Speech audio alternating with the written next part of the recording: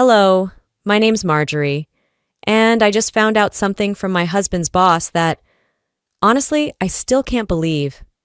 Turns out, while I was keeping our house together, he was secretly funding another woman's life and hiding it behind business deals and fake documents. That wasn't even the worst part. He looked me in the eye and handed me a revised prenup, like I was just another asset to manage. But what really broke me?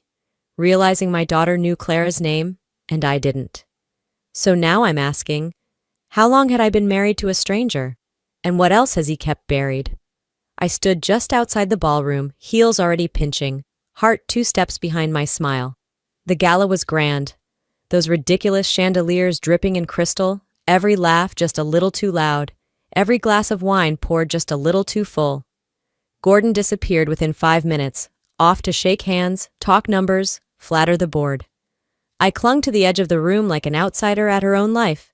Women my age talked about ski homes in Aspen, their grown sons at Duke, weekend trips to Napa. I smiled when spoken to, but none of it touched me. Then I saw Lowell Avery, Gordon's boss. We'd exchanged pleasant words over the years, but nothing more. Tonight, though, he approached me directly. "Marjorie," he said, "do you mind stepping outside for a moment?"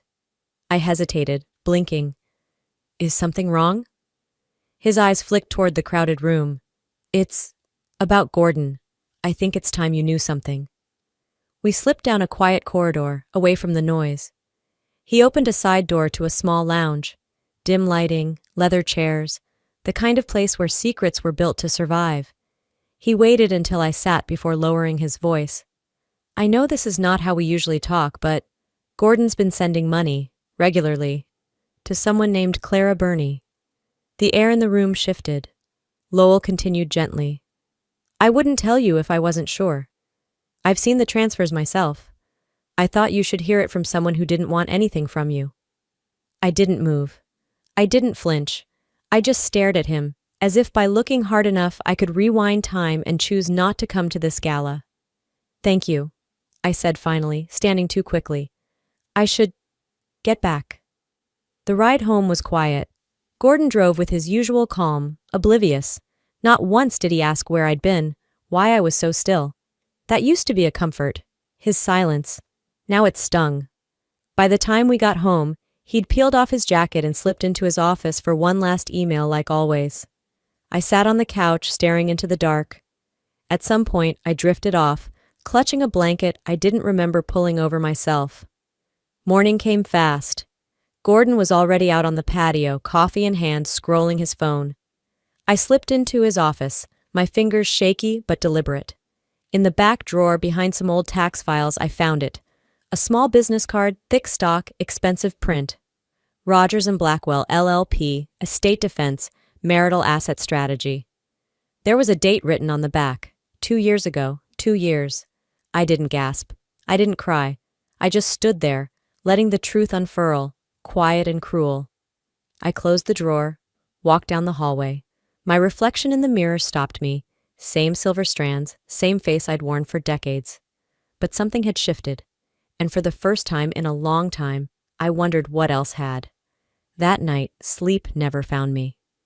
I lay in bed beside Gordon, listening to his even breathing while my mind unraveled in silence. The card still burned in my pocket, a silent weight pressing down on everything I thought I knew. By dawn, I was already awake. He lingered in the shower, steam hissing from behind the closed door while I crept back into his office. My hands moved with quiet urgency. I knew where he kept the spare key, tucked behind an old frame certificate. I unlocked the bottom drawer and pulled out a worn folder marked in bold, Legacy Holdings.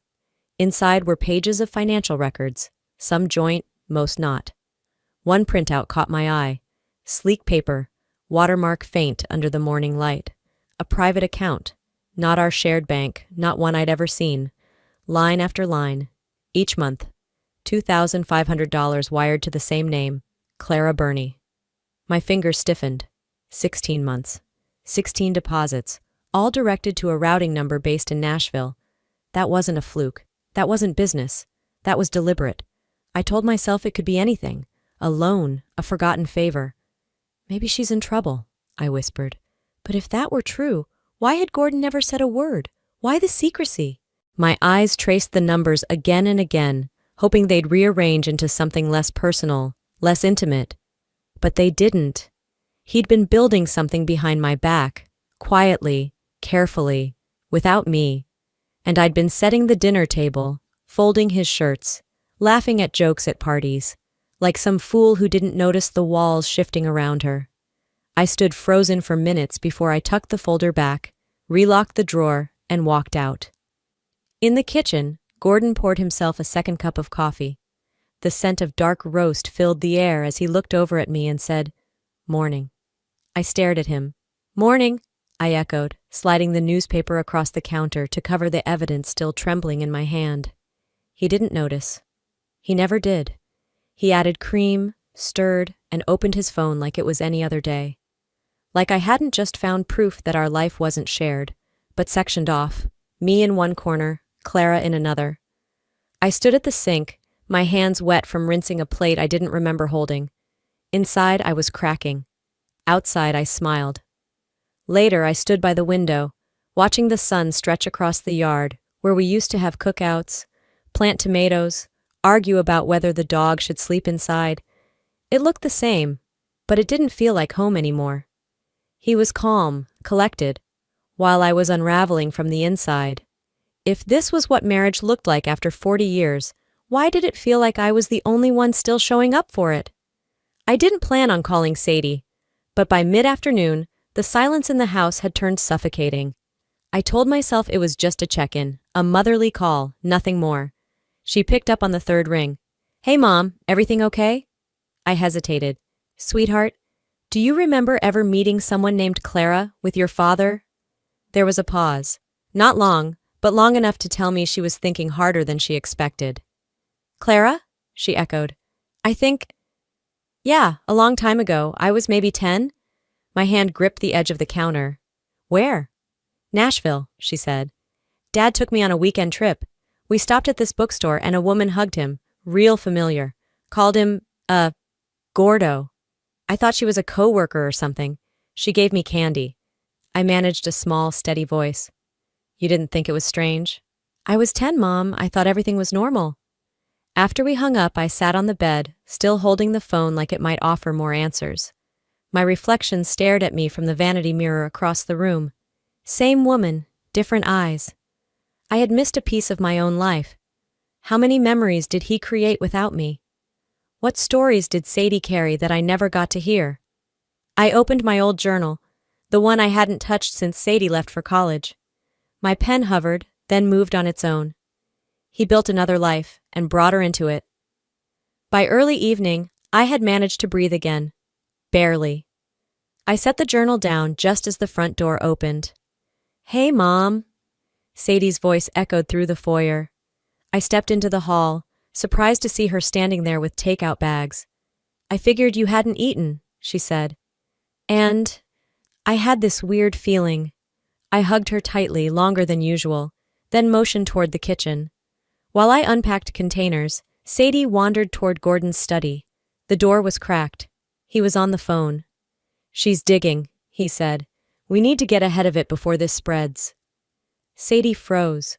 Her hand tightened around the doorknob, but she didn't push further. She backed away slowly and returned to the kitchen, her face pale. She didn't speak until we sat down. "Mom, why do I feel like you're not safe?" I met her eyes. What I saw in hers was the same tight dread that had been tightening in my chest for days.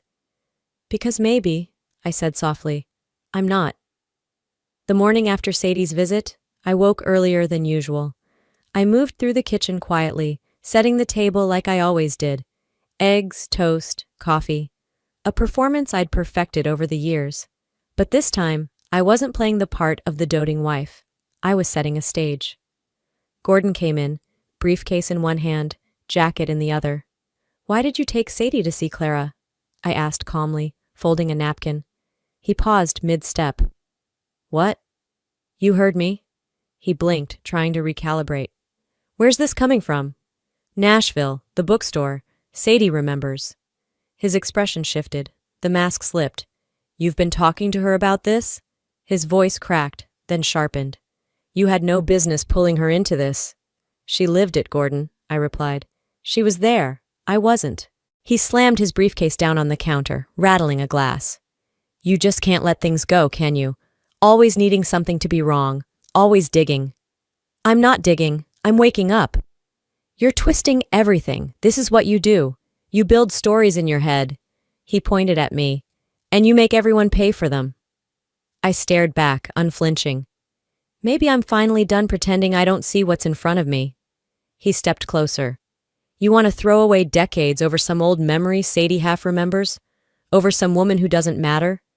You introduced her to our daughter. He scoffed. It was harmless. You're being dramatic. No, I said. I'm being honest. Something you've forgotten how to do.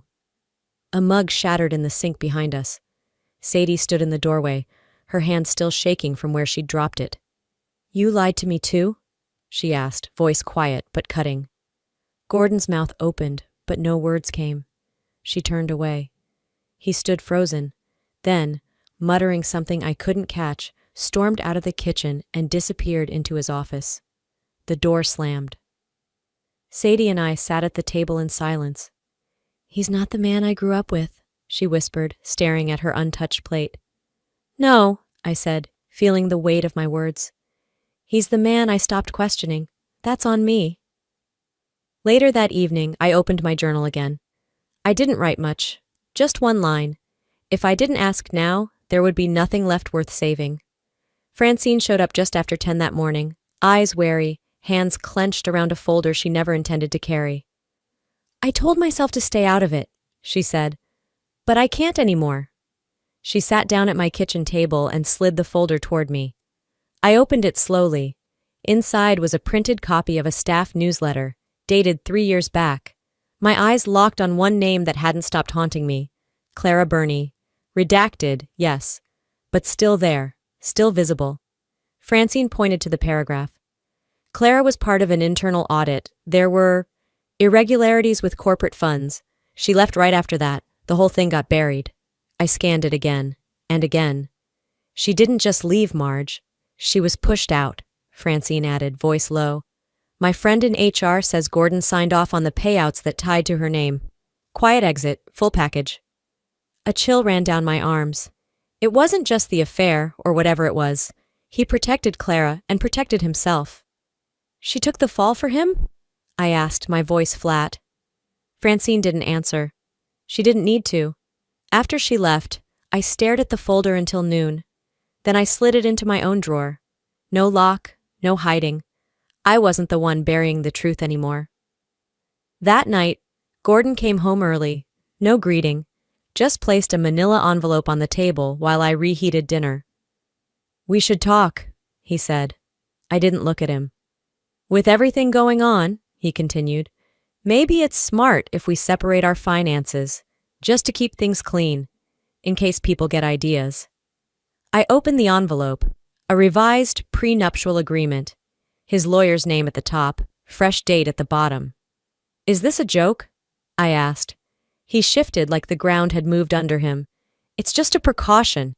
You'd still be taken care of. I looked up slowly. You think this is about money? You think I'm going to protect you now? It's mutual, he said, suddenly defensive. It protects both of us. No, I said, sliding the papers back across the table. This isn't about protection. This is about control. He stared at me, speechless, and I stood. This isn't a marriage anymore, I said.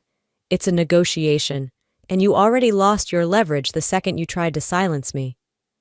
Later that night, I opened my journal again. The pen moved without hesitation. The moment he handed me that contract, he stopped being my husband.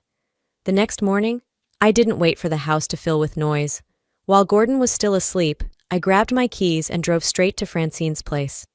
She looked surprised to see me so early, but she didn't ask questions. I need your help, I said. If there's something else, anything, we need to find it now. She led me into her dining room, where her laptop was already open. What exactly are we looking for? Property records, real estate in his name, or, in the company's name, anything out of place? Francine sighed, pulled her chair closer, and started typing. All right, let's see how clean his hands really are. It didn't take long. A house in Nashville, registered under a company subsidiary, small, obscure, but tied directly to Gordon's firm. A modest home, perfectly maintained, yet never occupied. No listed tenants, no mail forwarding. But the lease, signed by Clara Burney, and the mortgage, paid like clockwork by a holding entity partially owned by Gordon's company. Francine stared at the screen. Looks like a payout dressed as real estate. No, I said. It's a hiding place. She glanced at me, her voice low. You're not going to stay quiet anymore, are you? Not for a second.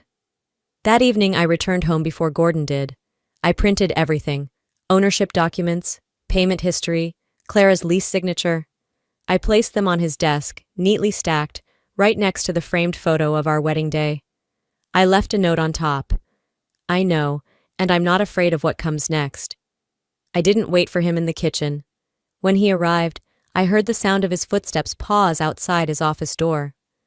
Silence followed, then the soft sound of paper being turned, one by one. I walked past the door without looking in. I went straight to the garden, where the roses needed trimming. I picked up my shears and got to work. The sun was beginning to set, but my hands were steady. I wasn't angry anymore. I was done waiting for him to tell the truth. I had already found it. The next morning the phone rang. I expected a telemarketer or Sadie checking in, but the voice on the line was unfamiliar, smooth, deliberate. You don't want to keep digging, Mrs. Harrow. It's not just your husband involved. Click. The line went dead. The envelope was thick. No return address, just my name typed in bold black on a white label. I found it in the mailbox the next afternoon, wedged between a real estate flyer and the electric bill. I knew it wasn't junk. I knew exactly what kind of message it was before I opened it. Inside, a single sheet, printed text, no signature, no warning tone, just a cold instruction. Stop. You don't know what you're walking into. Leave Clara out of it. I read it twice. My hands didn't shake. I wasn't scared, not exactly. But I felt something shift. This wasn't about Gordon anymore. This wasn't just personal. Someone else was watching. By sunset, I was standing inside Francine's cafe, behind the counter with her laptop open. The place was closed, chairs flipped onto tables, espresso machine already cleaned. She stared at the letter. Marge, this is serious. Whoever sent this, they don't just want you quiet, they expect it. I nodded. Then they don't know me. Francine hesitated, her voice soft. You need to back off. This isn't just about Gordon and some old affair. It's layered, legal, maybe criminal.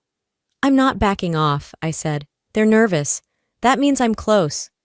Then I made a decision I hadn't dared say aloud until that moment. I'm going to see Clara. Francine looked at me like I'd lost my mind. Why would you go to her? Because she's not the enemy. She's another woman who was manipulated and buried, and if anyone knows the truth, it's her. The next morning, I drove to Nashville. Clara answered the door with hesitation, holding a mug in one hand, her eyes already tired. She didn't slam the door. She didn't call me crazy. She just said, I figured this day would come. We sat across from each other in her modest kitchen, a pot of tea growing cold between us. Your husband saved me once, she said after a long silence. I was going to lose everything. He stepped in, got the board to pay off the damages. Then he bought my silence, not with words, with this house, with quiet. You knew he was married. I did, she whispered. But I never thought he'd risk everything for me. And then I realized he wasn't. He was protecting himself. We weren't enemies. We were both discarded, both lied to. They're threatening me now, I told her. They're watching both of us. She nodded slowly, then walked to the hallway and returned with a small flash drive. I kept files, in case I ever needed protection. I took it. You're not the only one who needs it now. As I walked out, the air was thick with rain. And there it was, parked across the street, a black car, engine running, no plates, no movement inside. I didn't flinch. I tucked the flash drive into my purse and kept walking. This wasn't just about my marriage anymore. This was war. I drove back through the night, rain turning to fog as I crossed the state line. The highway was quiet, almost eerily so. just headlights and long stretches of silence. I didn't listen to music. I didn't call Sadie. I just drove, one hand gripping Clara's flash drive like it was a lifeline. Back home, the house was dark. Gordon hadn't returned. I went straight to my laptop, plugged the drive in, and waited. The files loaded slowly, as if the weight of their content made them resist being seen. Emails, wire transfers. One folder labeled CB Final. Another marked Internal Settlement Unofficial, but it was the file at the bottom that caught me. Privateagreement.pdf. I opened it, and there it was. Legal phrasing, buried clauses, a hush payment disguised as severance, Gordon's signature, Clara's, dates that matched everything. Morning came with no apology from the sky, just gray light bleeding through the windows. I set the kitchen table methodically. 2 plates, 2 mugs, toast and eggs. Not because I wanted breakfast, but because I needed a setting where I controlled every inch. Gordon walked in, loosened tie still dangling, eyes wary. "You're up early." I gestured to the table. "Sit." He obeyed, glancing at the neat arrangement like it was a trap. Maybe it was. "I met Clara," I said calmly. "I know about the house, the silent payments, the flash drive." His mouth twitched. "You don't," I cut in, raising my hand. "You don't get to act shocked. Not today." I placed the flash drive in the center of the table like a weapon. "This is everything you've built your world around, and it's the same thing that's about to unravel it." He stared at it, blinking too slowly. "You'd destroy me?" "No," I said, leaning back. "You already did that. I'm just done covering for it." He looked at me like he didn't recognize who I'd become. Good. I took off my wedding ring, set it next to the drive. This isn't revenge. This is clarity. I stood, walked to the hallway where my bag waited. "I'll be staying at Sadie's. I haven't decided what comes next." Gordon didn't move. Not when I grabbed my coat. Not when I opened the door. He just sat there, the flash drive and my ring staring back at him like a verdict. I woke up on Sadie's pull-out couch to the scent of cinnamon and coffee. Light slipped through the curtains in quiet streaks, warm but unfamiliar. For a split second, I reached for Gordon out of habit. Then I remembered. I didn't live there anymore, and I didn't want to. Sadie handed me a mug without saying a word. We sat across from each other in her small kitchen, the silence thick but not uncomfortable. For the first time in a long while, the quiet wasn't a threat. It was space. Space to breathe, to exist without shrinking. A few days passed. I cooked dinner with Sadie, watched her favorite shows, took walks just to move. I didn't tell her everything, not yet, but I didn't have to. She was watching me rebuild, piece by piece. Then the news came. It started as whispers, an internal review at Gordon's firm. Then a headline. Executive promotion halted amid ethics questions. The same flash drive I had left behind had apparently reached more than one inbox. Gordon tried to call, first once, then 3 times. I didn't pick up. Sadie did, her voice firm. "She's not interested in apologies that come too late. You had years. Now let her have space." He didn't call again. One afternoon, my phone buzzed with a name I hadn't seen in days. Clara. "I wanted to let you know," she said, her voice steadier. "I got hired. Small accounting firm. Nothing big, but honest work." "That's something," I replied. "And thank you for not making me feel like a scandal in someone else's mess." "You were never the mess," I said. "You were just caught in it." A few mornings later, I drove to the old house. I didn't go inside. I didn't need to. I stood by the rose bushes, the ones I planted 3 springs ago, and watched a bird pick at the mulch. That house still looked like home, but only from a distance. I didn't cry.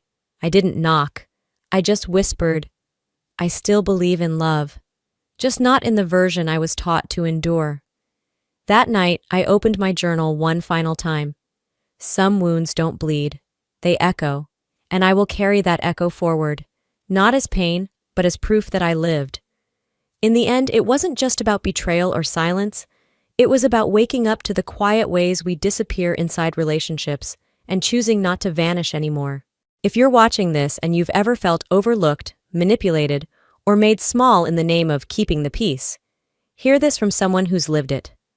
Peace without truth isn't peace at all. It's quiet suffering, and you deserve better. You deserve relationships that see you, that hold you, not control you.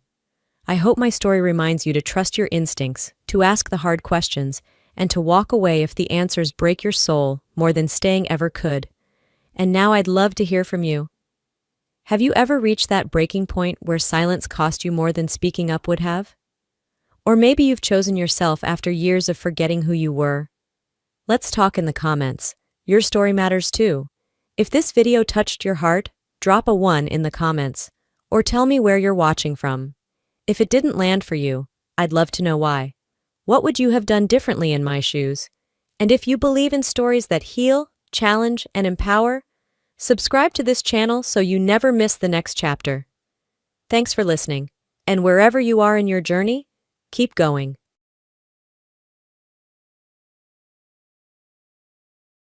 Hi, is this Catherine? Can you come over for a bit? It was a call from Michelle, my husband's younger sister. She sounded really worried. Michelle's house is just a short walk away. I got it. I'll head over right now.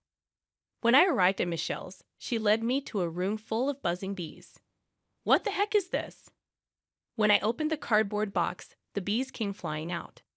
I thought we should call Michelle's husband, Bob, who was at the coffee shop. So I dialed his number. Talking in a room full of bees seemed like a bad idea, so Michelle and I stepped outside. The three of us gathered on the front porch. Then I asked Michelle, "So Michelle, why do you have that box of bees in your house?" "I don't know. I just picked it up because it was left in front of my house." "That can't be. That box was sent to me from my daughter, Emily. My name's Catherine Jones. I'm 65 years old and work part-time at a local supermarket. One thing that hasn't changed since I was a kid is my love for stuffed animals and teddy bears. Growing up, we didn't have much money, so I couldn't often get stuffed animals or teddy bears. But now that I'm an adult, every time I travel or go out, I buy a teddy bear. Collecting them has become my joy. The person who supports this hobby of mine is my husband, Larry Jones. Larry works at the town city hall. About a year ago, there was a teddy bear I desperately wanted. It was a limited edition online item, a collaboration between a popular brand and character. However, I had never shopped online, so I was going to give up on getting it. That's when I talked to Larry about it. "Leave the online shopping to me. We recently started ordering things online at my workplace." "Really?" "Yes. I'll order it for you." "Oh, Larry, you're always so reliable. Thank you." With that, Larry promptly took out his laptop and showed me how to order, helping me through the process. Whenever I had troubles, Larry was always there to help. After that, I began to order everything online, from daily necessities and groceries to even teddy bears. Around December of that year, the supermarket I worked at entered its busiest season. Being experienced at the job, I started working almost every day. With this busy schedule, I had limited time to pick up items I'd ordered online. Larry was even busier. Because of this, I decided to reconsider how I received my deliveries. Recently, I learned that there's a way to have my packages left by the front door even if no one is home. They'd leave the package there. So from then on, I've primarily been using this service for my packages. Just the other day, while I was on break at work, I received an email from the delivery service. It was a notification that my package had been delivered. I'd received similar emails many times before, so it seemed normal. However, when I got home later and entered the gate of my house, arriving in front of the door, I looked around at the ground. The package that should have arrived wasn't in its usual place. Thinking of other possibilities, I stepped back outside the gate. "Strange," I muttered. The sound of crows echoed in the sunset-colored sky. Larry hadn't returned from work yet, but it was about time he'd be coming home with dinner to prepare before he got back. I decided to set aside the delivery issue and went inside. Once I started cooking, I got so focused on the task that I completely forgot about the missing package. The following days were busy with house chores and work, and I hadn't found the time to address the undelivered package. Then, on a Sunday morning that weekend while watching the news, Larry said, "I'm in the mood for that omelette." He was referring to the omelette from a cafe we often visit. This cafe is run by Larry's sister, Michelle, and her husband, Bob, is the chef and owner of the place. Both of us, having a rare day off, decided on a whim to visit that cafe. Larry suggested, "Would you like to go to that cafe?" "Sounds good, let's go," I agreed. Though we call it our favorite spot, we only go about once a month. Usually, it's when either Larry or I express a desire to visit, because Bob's omelettes are exceptional and one of Larry's favorite dishes. That day, like many others, we decided to head over to the cafe. The cafe is just around the corner from our house. Under a cloudless blue sky, the two of us walked towards the cafe. Upon opening the door of the cafe, a metal doorbell jingled. "Welcome." "Hey, here you are. Thanks for coming in. Please take a seat at the counter," Michelle greeted us. We were guided to seats right in front of the kitchen counter. Well, both of you together. "How are y'all doing?" Bob asked. "As always, we're doing well," Larry replied. Even though there were only 4 people inside, the atmosphere felt bustling. I really love this cheerful vibe. "Thinking this place is wonderful?" I asked. "Bob, can we get 2 of the usual?" "Leave it to me," Bob said with a smile. With that, Bob began cooking. He skillfully cracked and whisked 4 eggs, pouring them onto a pan and shaping them. He served them onto 2 plates, adding some Italian parsley, and then passed them to Michelle. "Here you go, 2 servings of omelettes," Michelle said, placing the plates in front of us. "This is so delicious. I've had it many times and know the taste, but it's the kind of dish I suddenly crave. And it's always delicious," Larry commented happily. After we finished eating, we were served coffee. "This dish is always so tasty, isn't it?" "Thank you," I said gratefully. With that, Michelle sat across the counter facing me. That's when I noticed something. Michelle was wearing earrings that looked just like the ones I'd ordered online. Without thinking, I said, "Michelle, those earrings are so cute. Where did you get them?" Michelle replied with a smile. "Oh, really? Thank you. I got them online." "Yeah, online shopping sure is handy," I remarked. Michelle nodded and said, "Yeah, that's right. But when I'm running this cafe all the time, I hardly get back home during the day. I don't even have time to receive packages." "Well, how about asking to have your packages left by the door?" I suggested. Michelle looked a bit surprised and asked, "Is there such a thing?"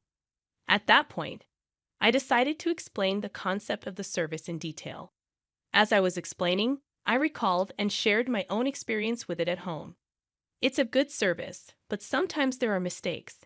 There have been a few instances where I haven't received my packages even though I've paid for them. I really should call the courier company about it, but I just haven't had the time. Michelle responded empathetically. "Oh, I see. So that happens." I took this moment to check the status of my packages to be delivered. At the top of the list, the limited edition teddy bear I ordered was shown as preparing for shipment. I pointed it out to Michelle and said, "Look, Michelle, it says it hasn't been delivered yet." Then I pointed to the second item which read delivered. It was a cosmetic product. "This should have already arrived at my place," I added, "but it hasn't." "That's strange. I hope you find it," Michelle replied. At that moment, I looked over at Larry. Larry and his friends were having a different conversation, but soon they joined in on our topic. "Well, guess we should just wait for it to be delivered someday," Larry said with a carefree smile. Larry's always been such a laid-back guy. He doesn't seem to take things too seriously. We continued our casual chat for a while before leaving the cafe. On the way home, I impulsively checked the delivery history on my smartphone. Nothing had changed. Most of the packages were marked as delivered. I wondered why it hadn't arrived and thought of various possible reasons. Maybe the local post office was holding it, or it got delivered to the wrong house. I was pretty sure no one in my neighborhood would just take a package left outside someone else's door. Right now, I was mostly concerned about whether that limited edition teddy bear would be delivered as promised. Whether or not I pursued the issue would depend on if that teddy bear arrived. That's what I was thinking to myself. 2 days had passed since I went to the coffee shop. Right after work, I eagerly checked my smartphone. At last, the delivery status of the limited edition teddy bear I had been longing for re-delivered. I quickly changed out of my work clothes and started to walk home faster. Once home, I looked for the package, but I couldn't find a box anywhere. I still hadn't figured out why the package hadn't arrived at my place, and I was getting pretty frustrated. Up until now, the only items that hadn't been delivered were cosmetics and condiments, so I wasn't in a rush. But this time was different. The teddy bear I had been eagerly waiting for, which was supposed to be part of my collection, hadn't arrived. I decided to get to the bottom of this. That evening, I talked to Larry. I didn't receive the teddy bear that was supposed to arrive today. That's bad. How many times has this happened now? Probably about 3 times. Something's not right. Oh, I'm gonna call the post office now. Let's do that, Larry agreed. I called the nearest post office, but as expected, there was no good news. The delivery man answered the call. I can't find the package you said you left at the door. Really? I'm sure I left it right in front of your door. I thought maybe you still had it. What's going on? Well, there's a possibility someone stole it. You might want to file a police report, the delivery man suggested. Thanks, I'll think about it, I replied, feeling our spirits sink. For some reason, I felt sorry for the delivery man too. Even if I wanted to file a theft report, I didn't have any solid proof and I was hesitant. That's when Larry said, "Let's ask Emily, she might know a solution." Emily is our daughter who turned 40 this year. Now she's married and living in her husband's house, seemingly swamped with chores and work every day. Thinking it might be easier to discuss with my daughter Emily, I decided to ask her for advice. Hello, Emily. Hey, it's Emily? What's up? I've been having an issue for the past month. The packages I've been expecting haven't been arriving. I thoroughly explained to Emily the situation with the recent missing deliveries. Of course, I also mentioned that the delivery guy was certain he had dropped them off. That sounds like someone might be taking them, Emily suggested. I thought so too. What should I do? If your packages are being stolen every time, I've got an idea. She chuckled a bit and then came up with a wild suggestion. I'm going to send over a box of bees. If we leave it out for delivery, maybe we can catch the thief red-handed when they open it. What do you think? To be honest, the idea seemed way too bold, but it might be worth a try. Can you really do that? Don't worry about it. We have a huge swarm of bees back home, and this might just help us catch the culprit quickly. I was skeptical but hopeful, so I waited for the bee-filled package. A few days later, after work, I checked my phone and saw that the anticipated delivery had been made. When I got home, just like always, the package was nowhere to be found. I wasn't sure if this was a good or bad sign, but there was nothing I could do about it. Honestly, I was about to give up. At that moment, my smartphone buzzed. It was a call from Michelle. Hello, Catherine. Can you come over for a bit? Her voice sounded urgent, almost panicky. Michelle's place was just a short walk away. Sure, I'll be right there. When I got to Michelle's house, she led me to her room, and to my surprise, the room was filled with bees flying everywhere. Oh my gosh, what happened? When I opened this box, this is what I found inside, Michelle explained. First, I was shocked to find bees buzzing all around the room, and even more shocked to find out that Michelle was the culprit. I had been told by Emily that bees don't sting at this time of year unless they're provoked, so I hadn't been stung yet, but I was not sure about Michelle. I think I should call Bob, who should be at the coffee shop, I said as I dialed his number, thinking it'd be difficult to discuss in a room full of bees. Michelle and I stepped outside. The 3 of us gathered at the front door. I then asked Michelle, "So, Michelle, any idea why there's a box of bees in this house?" "I have no clue. I just picked up and opened the box that was outside." "That can't be right. That box was sent to me from my daughter Emily." "I told you, I don't know," Michelle replied defensively. "Michelle, did you steal it?" I asked directly. "No, didn't I say?" Michelle raised her voice. "If you say you didn't, mind if I take a look inside?" Maybe other stolen stuff might pop out, I suggested. No way. Let me check the room quickly, Michelle insisted, going into the room and not letting me enter. I had no choice but to wait outside. What's going on here? I had ordered to have my packages left by the front door, and it never arrived these days. I explained to Bob, possibly being stolen, and that's why she sent those bees. As I was explaining to Bob, we heard Michelle scream. She probably got stung by a bee in her panic. Michelle came out looking disheveled and said, "The room's a mess with those bees flying around, so I'd appreciate it if you'd head home for today." She indicated that she wouldn't be letting anyone in her room today because of the bees.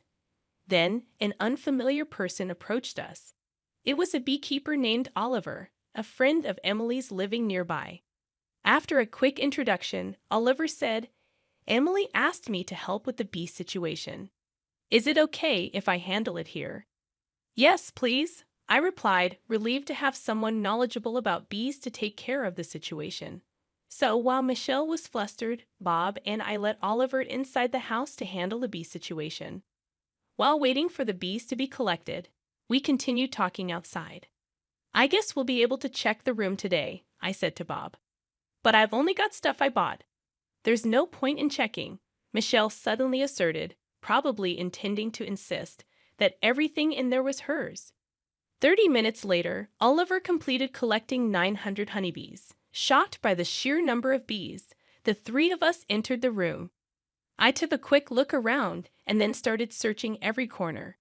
To my surprise, I found daily necessities like fabric softener and cosmetics I had ordered scattered here and there. "So you've been taking all of these too, huh?" "No, I told you," Michelle denied. I showed her the order history on my phone that had those products listed. "You still gonna deny this?" "Well, there's a chance we just bought the same things, right?" Michelle tried to explain. I was slightly exasperated, but I didn't give up. I searched for that teddy bear, and near the edge of the sofa, I found a familiar-looking teddy bear. "Is this teddy bear also one you bought?" I asked Michelle. "Yes," she replied. I knew this teddy bear was a limited edition, and each had its own serial number. So I checked the number for my teddy bear on my phone and compared it to the number on this one. Both had the same 5-digit number. "This teddy bear is mine, Michelle." "It has the same number." I showed it to Michelle and Bob. "I didn't know modern stuffed animals could do that," Bob muttered. Michelle just sat on the sofa, looking down silently. "So it was you who was stealing from her house every time?" I confronted Michelle. "Yes." Michelle's voice grew heavy. "What did you take? You haven't been using them all this time, have you?" I asked, frustrated. "I used a bit of the toner and some imported seasonings," Michelle admitted. "Why would you do something like that?" I asked, more curious about her motive. "I was out of money. The amount I was spending exceeded what I had, that's all," Michelle explained. "But why spend so much?" "What did you spend it on?" I pressed further. "Well, Michelle's words faltered. Suddenly, Bob moved quickly and picked up a piece of paper that had fallen under the couch. "Hey, what's this?" "Don't tell me you've been." Bob showed a piece of paper with numbers and an amount. "I'm sorry, I got really into it," Michelle admitted tearfully. The paper Bob showed was a horse racing ticket. It turned out that Michelle had gotten heavily into horse racing and used the money she saved by using my stolen items on bets. Then Bob dropped another bombshell. "You didn't by chance take money from our cafe's earnings, did you?" "Just a little bit," Michelle confessed. I knew something was off with the profits. "How could you?" Bob was furious. It turned out she had embezzled tens of thousands of dollars from their cafe. "I'm so sorry. I promise I won't do anything like this again. Please forgive me," Michelle cried loudly, apologizing. But for me, having my cherished teddy bear stolen even once was unforgivable. Her apologies did nothing to move my heart. Bob looked equally irritated. "Turns out I've been secretly recording our conversation since the bee removal. Shall we meet in court?" Bob said firmly. With solid evidence in hand, Bob and I decided to file a police report. Bob decided to get divorced from her after that. Charges of theft concerning my belongings and embezzlement in the course of her duties were brought against Michelle, and she was eventually arrested. We were satisfied with the outcome. Bob's Cave hired part-time workers, and sales began to rise steadily. By the way, I was given the opportunity to become the part-time team leader there. Michelle got arrested, I heard, Larry mentioned. It's for the best. I'm better off without someone like her, I replied, feeling relieved. Surrounded by hard-working folks makes me much happier now, Larry agreed.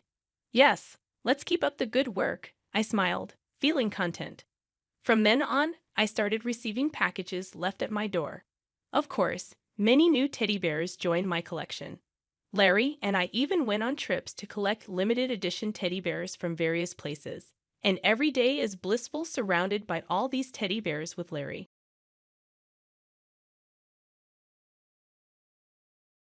Today was supposed to be our honeymoon, but just as we finished packing and were about to leave, my husband did something shocking.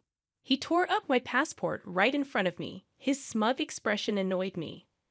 I never wanted to go on this trip with him in the first place. I had planned to go with my mom. Before we got married, I sensed some tension, but I had no idea how deep the issues were between my husband and his mother. I've never heard of a mother-in-law taking over someone's honeymoon like this, at least not in my circle of friends. I was shocked, angry, and creeped out by the situation. As my husband began shredding my passport with scissors, I looked at my grinning mother-in-law and knew I had to escape as soon as possible. I never expected this, but I had evidence that could expose them. My name is Sarah. I'm 29, and I've been working for 7 years. Recently, my boyfriend of 4 years proposed, and now we're planning our wedding and honeymoon. I met my husband at work, where he was a senior while I was new. He always supported me. When I struggled with new tasks at work, the only person I had dated before was a classmate. But there was something about someone 5 years older. I found my husband dependable and trustworthy. When he asked me out on our first date, I was thrilled. I still treasure the dolphin figurine we bought at the aquarium on that date. He mentioned wanting a serious relationship leading to marriage, and I was elated. We went on many dates, and he proposed to me at the same aquarium where we had our first date. Can I really be this happy? That night, I was so excited that I couldn't sleep. I still remember that feeling of pure joy, like my head was in the clouds. Soon after, we visited his parents' home. However, I started feeling uneasy about marriage there. My father-in-law was kind, but my mother-in-law seemed disapproving. She even commented that he could have married someone more impressive than me, which filled me with doubt and anxiety. Despite this, I tried to brush off my concerns as pre-wedding jitters and continued with the wedding plans. During our discussions about married life, both my husband and his mother assumed I would quit my job. Although I once liked the idea of leaving work after marriage, it didn't seem right anymore. Despite my mother-in-law's persistent suggestions to quit, I decided to keep working at the same company alongside my husband. We disagreed on when to officially register our marriage. He wanted to do it sooner, but we compromised and registered shortly after. Although the procedure was mundane, realizing we were officially married brought me immense happiness. We also discussed having a small, intimate wedding. It sounds like your mother-in-law took over a lot of your wedding planning, insisting on a grand affair instead of the small, intimate ceremony you envisioned. She not only dictated the guest list, but also had strong opinions about every detail, from the program to the decorations and food. This led to the wedding becoming much more extravagant and expensive than you had planned, and you ended up having to cover the extra costs. After the wedding, you hoped for some distance from your mother-in-law, but your husband insisted on living with her, canceling your new place without consulting you. This left you feeling shocked and unheard. The stress from the wedding planning and now these living arrangements added to your anxiety.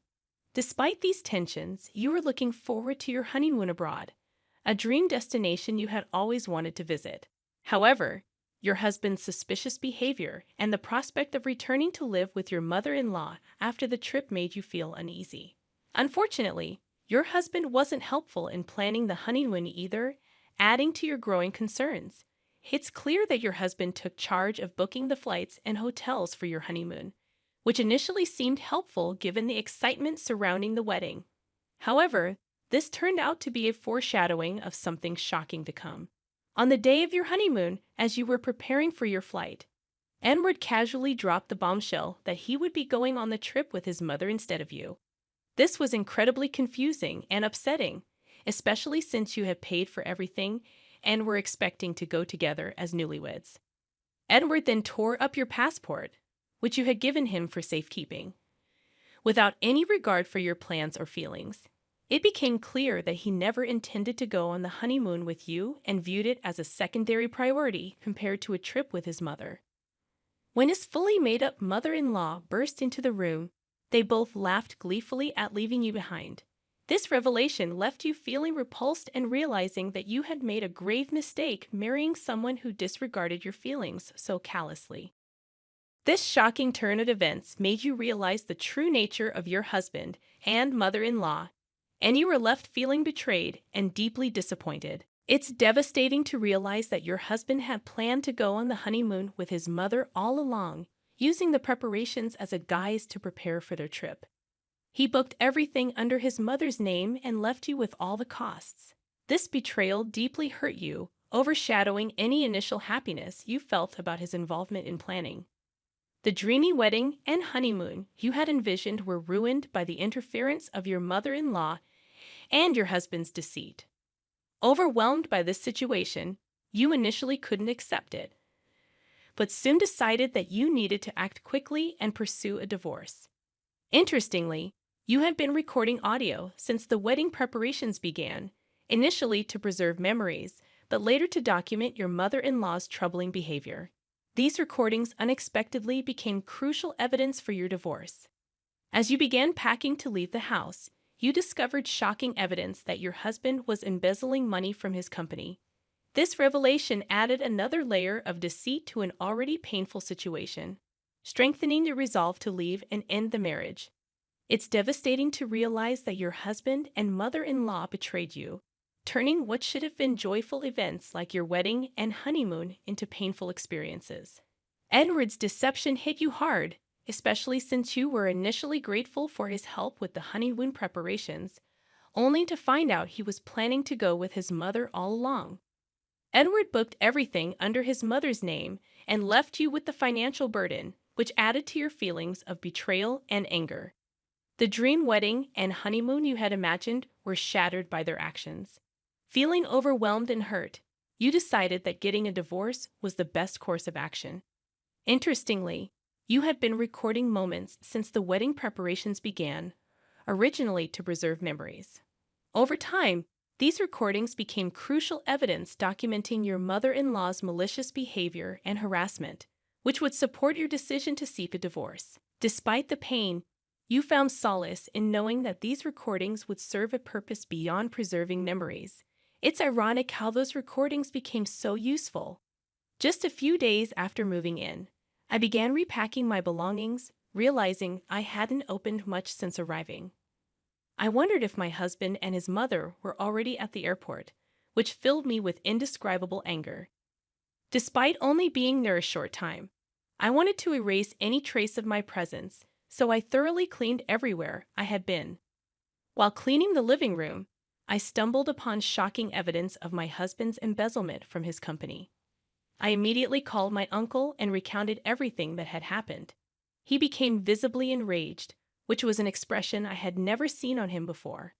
I shared the details of my husband's embezzlement and handed over the evidence. My uncle promised to convene a board meeting to address my husband's actions. Before heading back home, my uncle insisted on grabbing some good food together. Despite the unbelievable betrayal of having my honeymoon hijacked, I felt genuinely grateful knowing there were still warm-hearted people in my life who cared for me. A week later, when my husband and his mother returned from what was supposed to be our honeymoon, I had already taken decisive steps to address the situation and seek support from trusted family members. I got a call from my husband, who was furious that I hadn't picked them up from the airport or cleaned the house as he instructed. He yelled at me, demanding to know where I was. With support from my uncle and parents, I had already hired a skilled lawyer who specialized in divorce cases, and the process was underway. Without giving my husband a chance to speak, I told him I didn't want to hear their voices anymore. I questioned why I should pick up someone I'm divorcing and why I should follow their orders to clean. This left him momentarily speechless, but he quickly resumed his angry ranting. He tried to guilt me by saying he had done me a favor by marrying me and threatened that I would never get remarried if he divorced me. He even had the audacity to demand that I come back and prepare meals for them in a traditional way because they were tired of foreign food. His disrespectful behavior, especially after his scheme with the passport and trip with his mother, made me realize I had never truly known him. Reflecting on this over the past few days, I decided to consult a lawyer about our divorce. When I mentioned the divorce to him, he was shocked and refused to accept it, claiming he wouldn't get a divorce. I could hear his mother in the background yelling and calling me names. I calmly informed him that I had reported his embezzlement to his company, and they would likely be contacting him soon. I suggested he get his own lawyer and ended the call, sensing his panic on the other end. It wasn't my problem anymore. My husband kept calling, so I simply blocked his number. My uncle knew our honeymoon dates, so right after our conversation, the company summoned my husband based on the evidence I provided. During the meeting, they verified the information and confirmed significant discrepancies in payments. It turned out that the amount my husband embezzled was substantial. In front of the company executives, my husband desperately tried to defend himself by fabricating a story, accusing me of the embezzlement. However, my uncle intervened, stating loudly that I would never do such a thing. They made it clear that my husband and his mother were responsible for the embezzlement, and they were fortunate that the police had not been involved yet. Realizing that the situation was dire and that I was related to senior management, my husband looked defeated.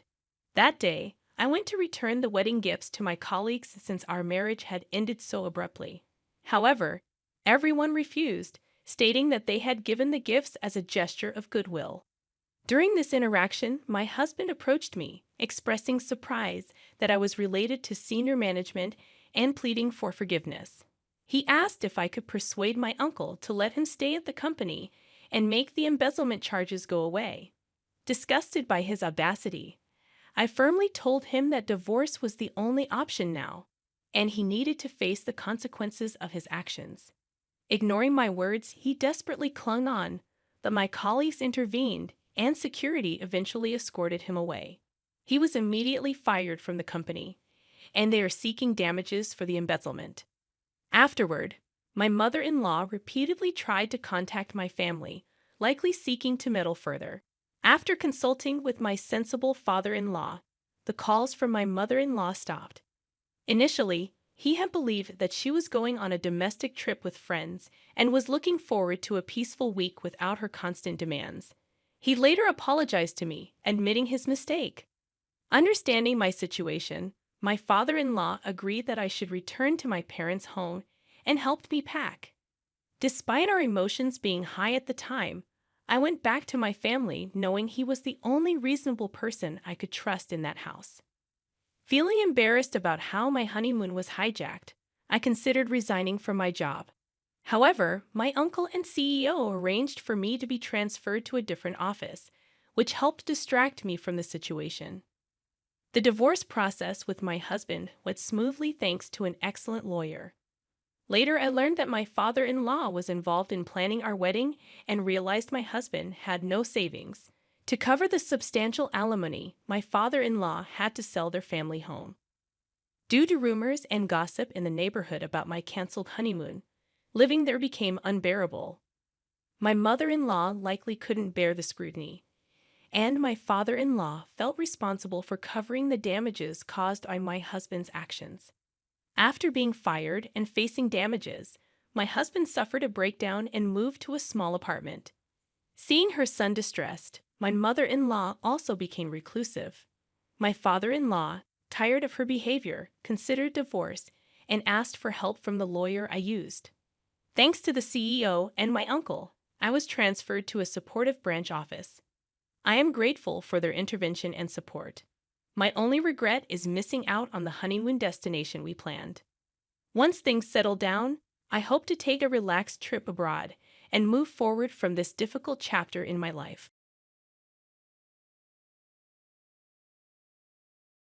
My mother-in-law criticizes me a lot because I prefer to keep to myself at home. She calls me lazy and says I should leave. But isn't she the one who eats and sleeps all day without doing anything? She should be the one to go. I'm Kelly, and I've recently become addicted to potato chips while watching TV. Now, at 39, I've gained extra weight because I haven't been active and ate too much. 2 years ago, I started working from home, which I thought was great because I could sleep in without commuting. But my mother-in-law keeps telling me to get ready for work, even though I don't need to leave the house. She's staying with us without asking. Last year, with the pandemic, we stopped visiting her, and suddenly she moved in with us to be close to her grandchild. Today, my mother-in-law is moving in with us, even though both my husband and I didn't want it. We have a 5-year-old daughter, and we stopped visiting them to keep her safe from getting sick. I didn't like the visit from my mother-in-law, who came from a busier city than ours, leaving my father-in-law behind at their home. Living with my mother-in-law is really annoying, and there's no benefit to it. I've tried to politely ask her to go back, but she ignores us completely. No matter how many times we say we want her to leave, she accuses us of being cold to older people or not caring about family. On the first day she moved in, there was a big argument, and instead of going home, she tried to lock herself in the upstairs of our house. When I blocked her from entering a room, she got angry and upset our child. We were too tired from work and taking care of our child to stand up to her, so we ended up living with her. I tried to explain to her that I work from home now because of changes in my company due to the pandemic, but she doesn't believe me, saying that people in construction can't work from home. I'm actually in the administration department, and I can work on a computer from home. She doesn't trust young people and thinks we don't understand technology. My mother-in-law keeps insisting that there's no such thing as a convenient job like working from home. No matter how much I explain, she won't listen. She's really good at justifying herself and exhausting everyone around her with lectures. To avoid arguments before work, I usually just agree with whatever she says, but the problem doesn't go away. The next day, and every day after, my mother-in-law started calling me a freeloader because I work from home while my husband works outside. She says I just sit around having fun on the computer. She criticizes me constantly, even though I take care of the house, make breakfast, clean, and do the shopping.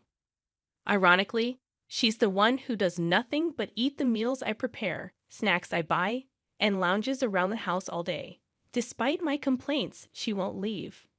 One day, during an online meeting, she burst into my room demanding sweets.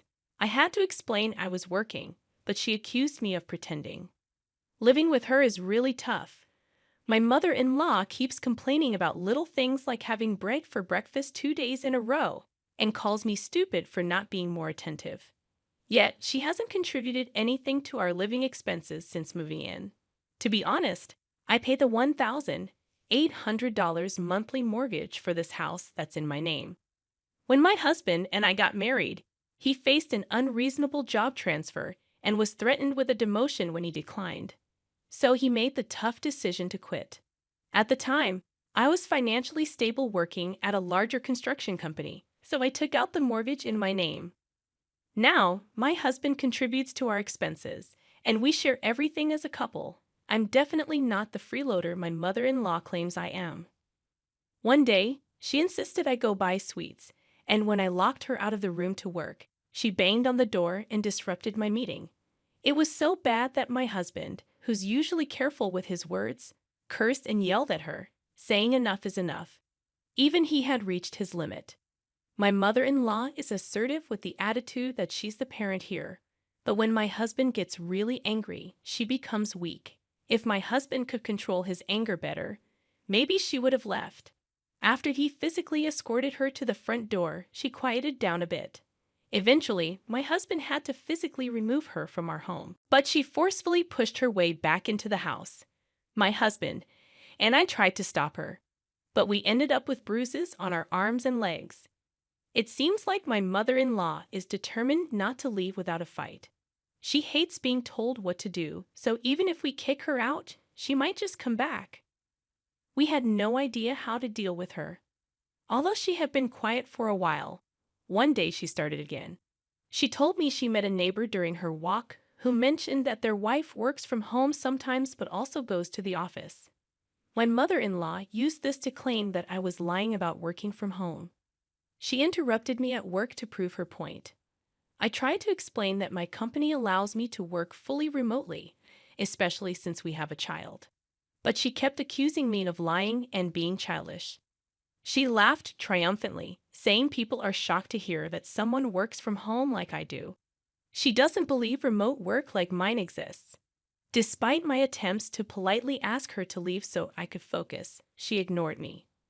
She accused us of causing the situation because we stopped visiting her. Her ranting intensified, and I couldn't concentrate on my work. I really need to finish this program for my job, but dealing with her is making it difficult. She demanded that I listen to her and forcefully turned off my laptop, causing me to lose about an hour's worth of work.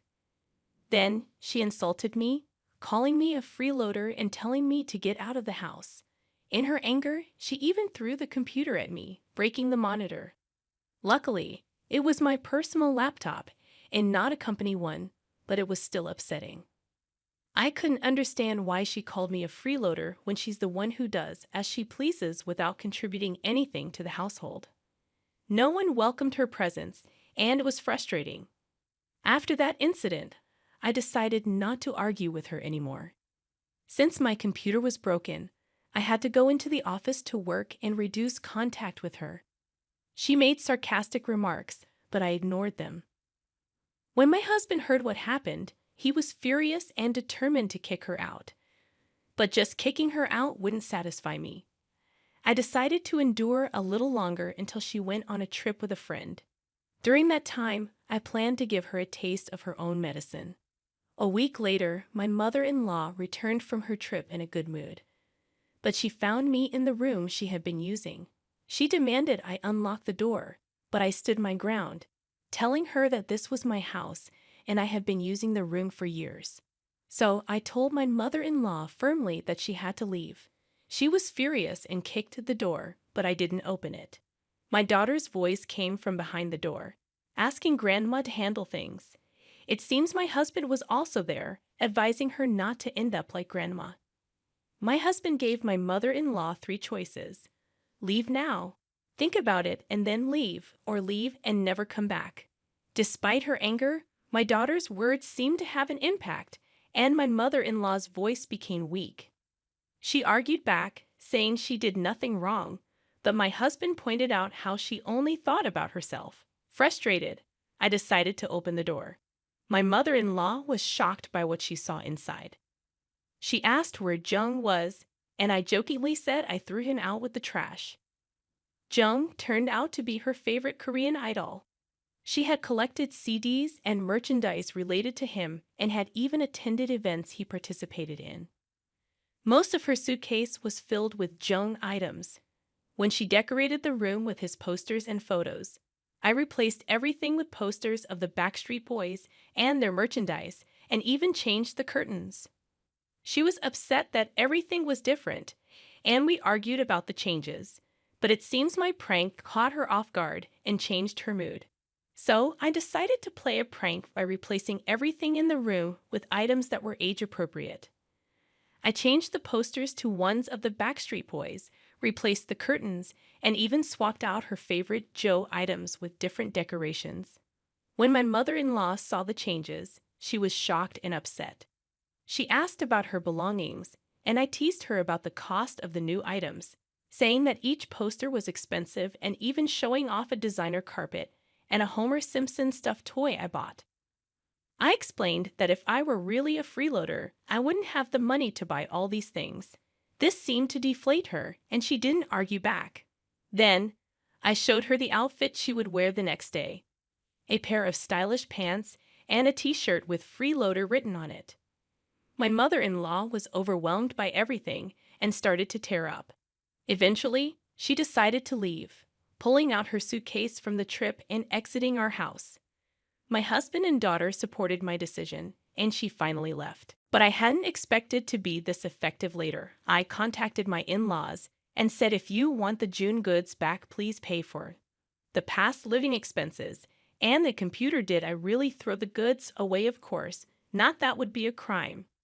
Even if it's family, I just pretended to have thrown them away to break her spirit. In fact, all of my mother-in-law's personal belongings were hidden in my husband's room. Relieved, my mother-in-law immediately accepted my demands. For John's sake, she transferred the money for the past living expenses and a new computer to our account. However, the money came from her husband's retirement funds, which were supposed to be saved for any future needs. Moreover, the money for the trip and her fan activities for Joe also came from those retirement funds.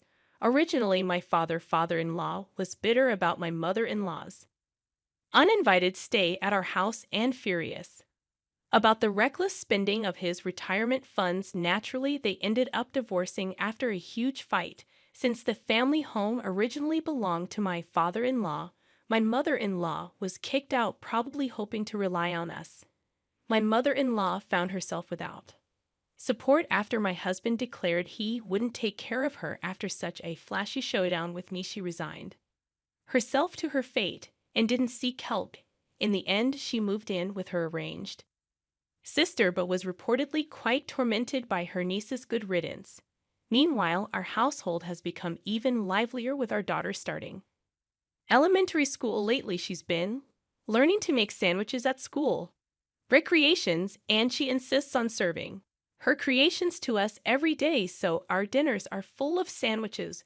Well, someday she'll make the best sandwiches for someone important to her, so for now, we're happy to be her practice subjects. My husband, who hadn't had much chance for recognition since changing jobs finally last year thanks to a review of the company's evaluation system, he was able to get a promotion. It's tough when you join a company from the good old days without a solid evaluation system. Hopefully times will keep changing for the easier, thanks to that our lives have gained a bit more comfort. Well, we can't say very luxurious due to the high cost of living, but as long as my husband is here and my daughter and we can eat together as a family, I think we're living a very happy life. What you consider happiness is up to the individual, right? Fortunately, I can keep working happily, and except for my weight, I don't have any health worries. When our daughter said I want to take care of a rescued cat, we went to a cat adoption event and our family grew. Now it's 3 people and 3 pets living together. How could this life not be happy these days? I think I'm living the happiest days compared to anyone.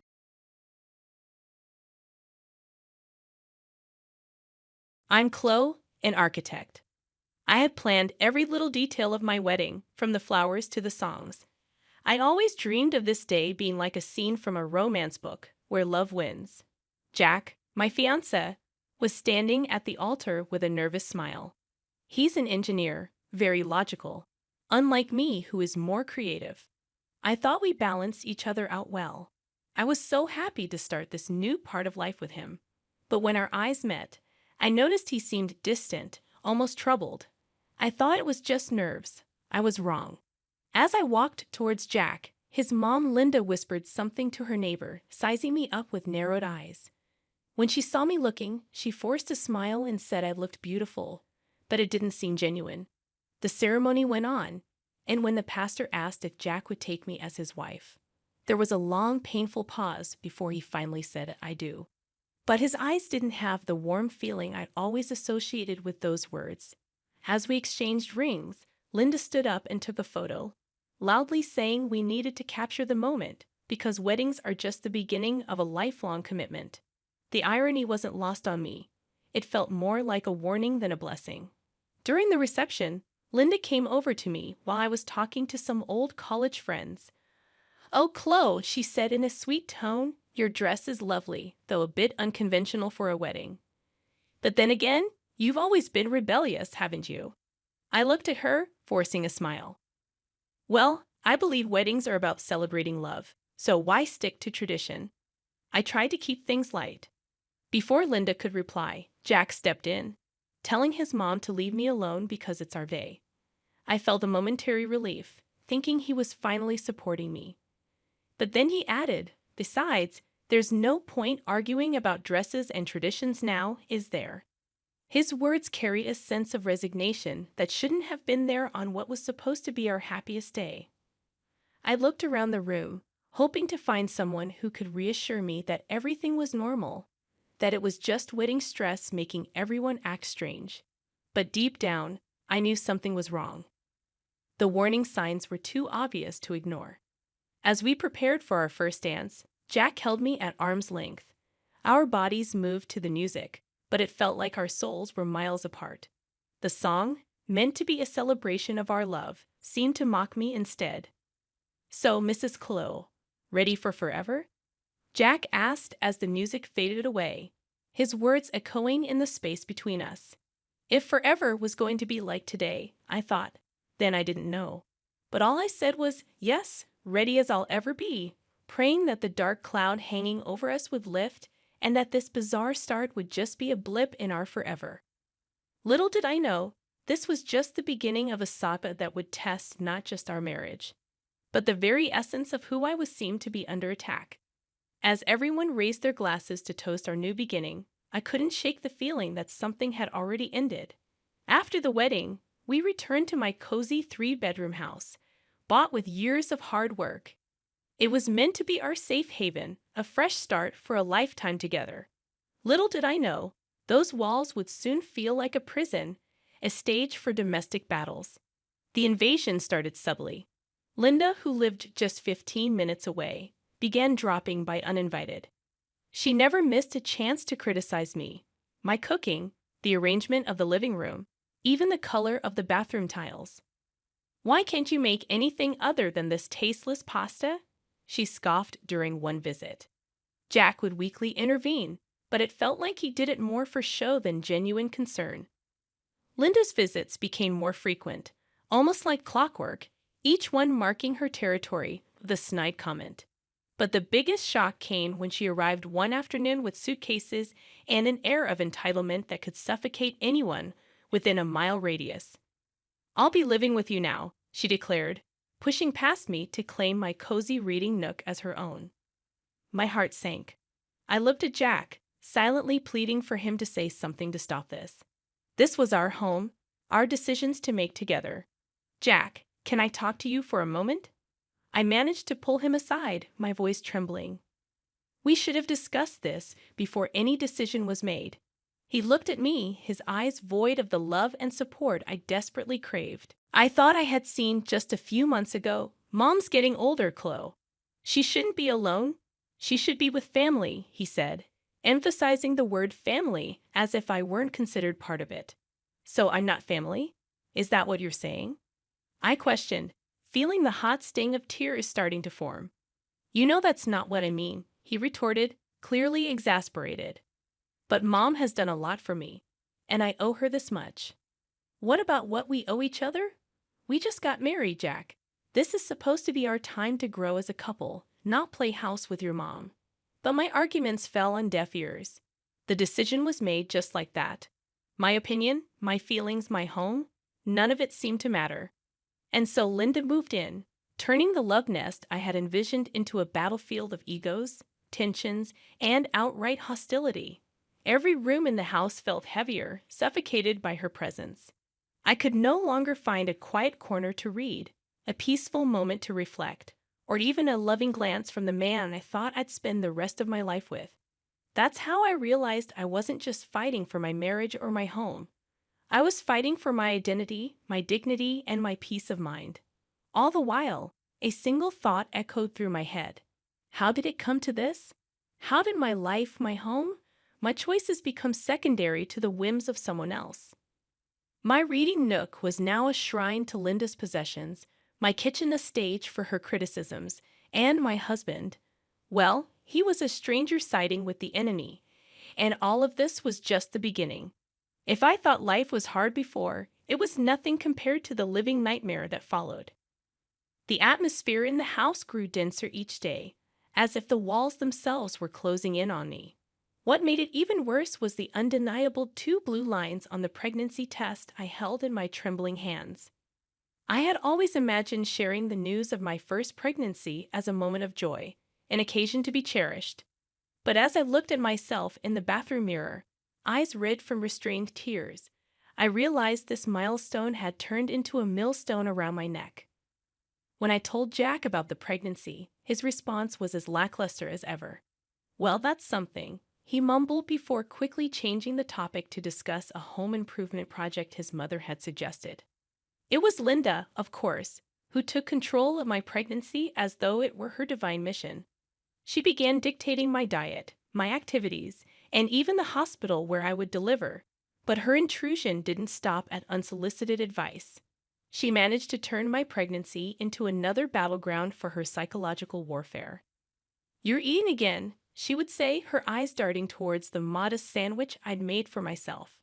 "Shouldn't you be careful about gaining weight during pregnancy? This is doctor recommended."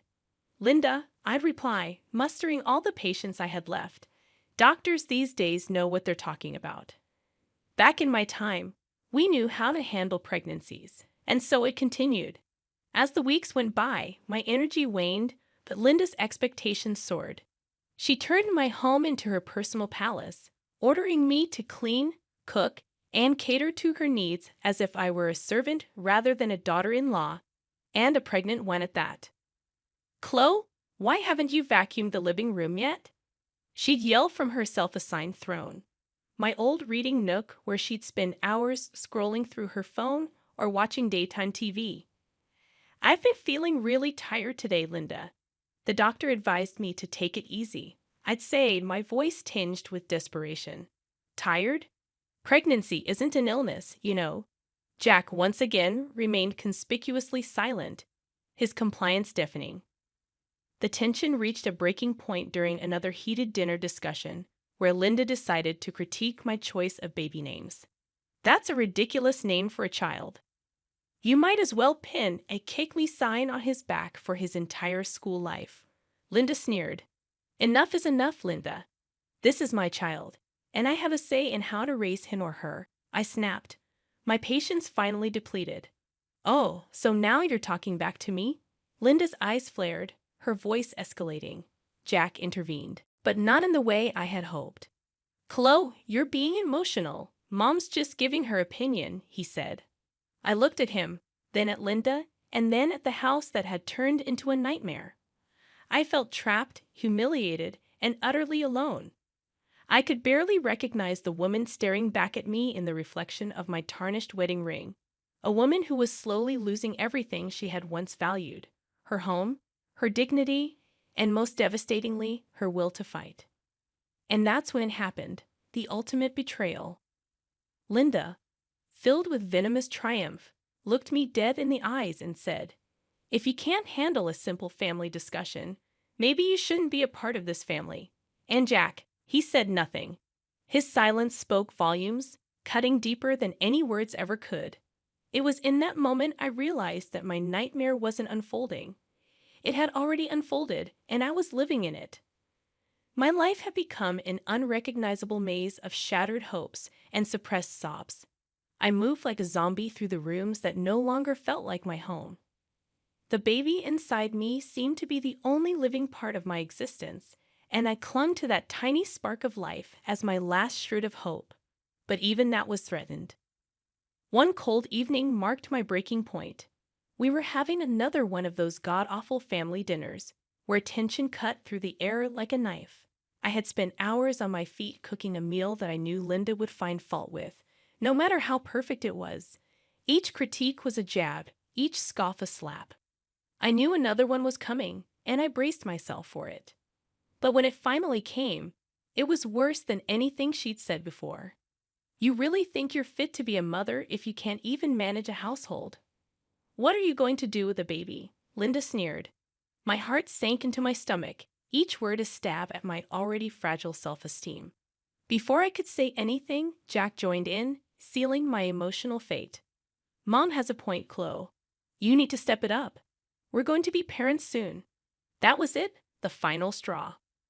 A bolt of anger mixed with a lifetime's worth of resentment, and humiliation surged through me. Step it up, step it up, I shouted, surprising even myself with the intensity of my voice. I am carrying our child for months, managing our house, and putting up with relentless emotional abuse from your mother, and you tell me to step it up. Both Jack and Linda looked stunned, but I was on a roll, a volcano finally erupting after years of suppression. I'm done. I can't do this anymore, I said, my voice cracking. I won't raise my child in an environment where their mother is treated like dirt. If you two are what family means, then I don't want any part of it. And with that, I left the table, leaving them both in speechless disbelief.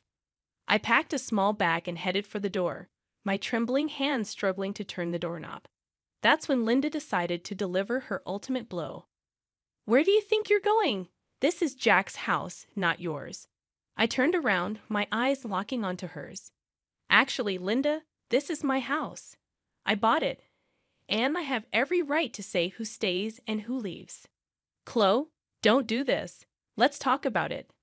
Jack pleaded, finally realizing the gravity of what was happening. There's nothing left to talk about, I said, tears streaming down my face. With that, I stepped out into the frigid night air. No coat, no plan, just an overwhelming urge to escape. As the door shut behind me, it felt like a closing chapter, the final act of a tragedy that had stretched on for too long. I began to walk, each step a painful reminder of the life I was leaving behind. I had no idea where I was going, but it didn't matter. For the first time in a long time, I felt like I was taking control of my destiny. But the cost of my newfound freedom was agonizingly high. The icy wind pierced through my thin clothes as I trudged along the deserted streets. I had walked for what felt like miles, lost in a haze of emotional and physical exhaustion. I was almost there, almost at my parents' house, a sanctuary from the hell my life had become, when my foot caught on an uneven slab of pavement.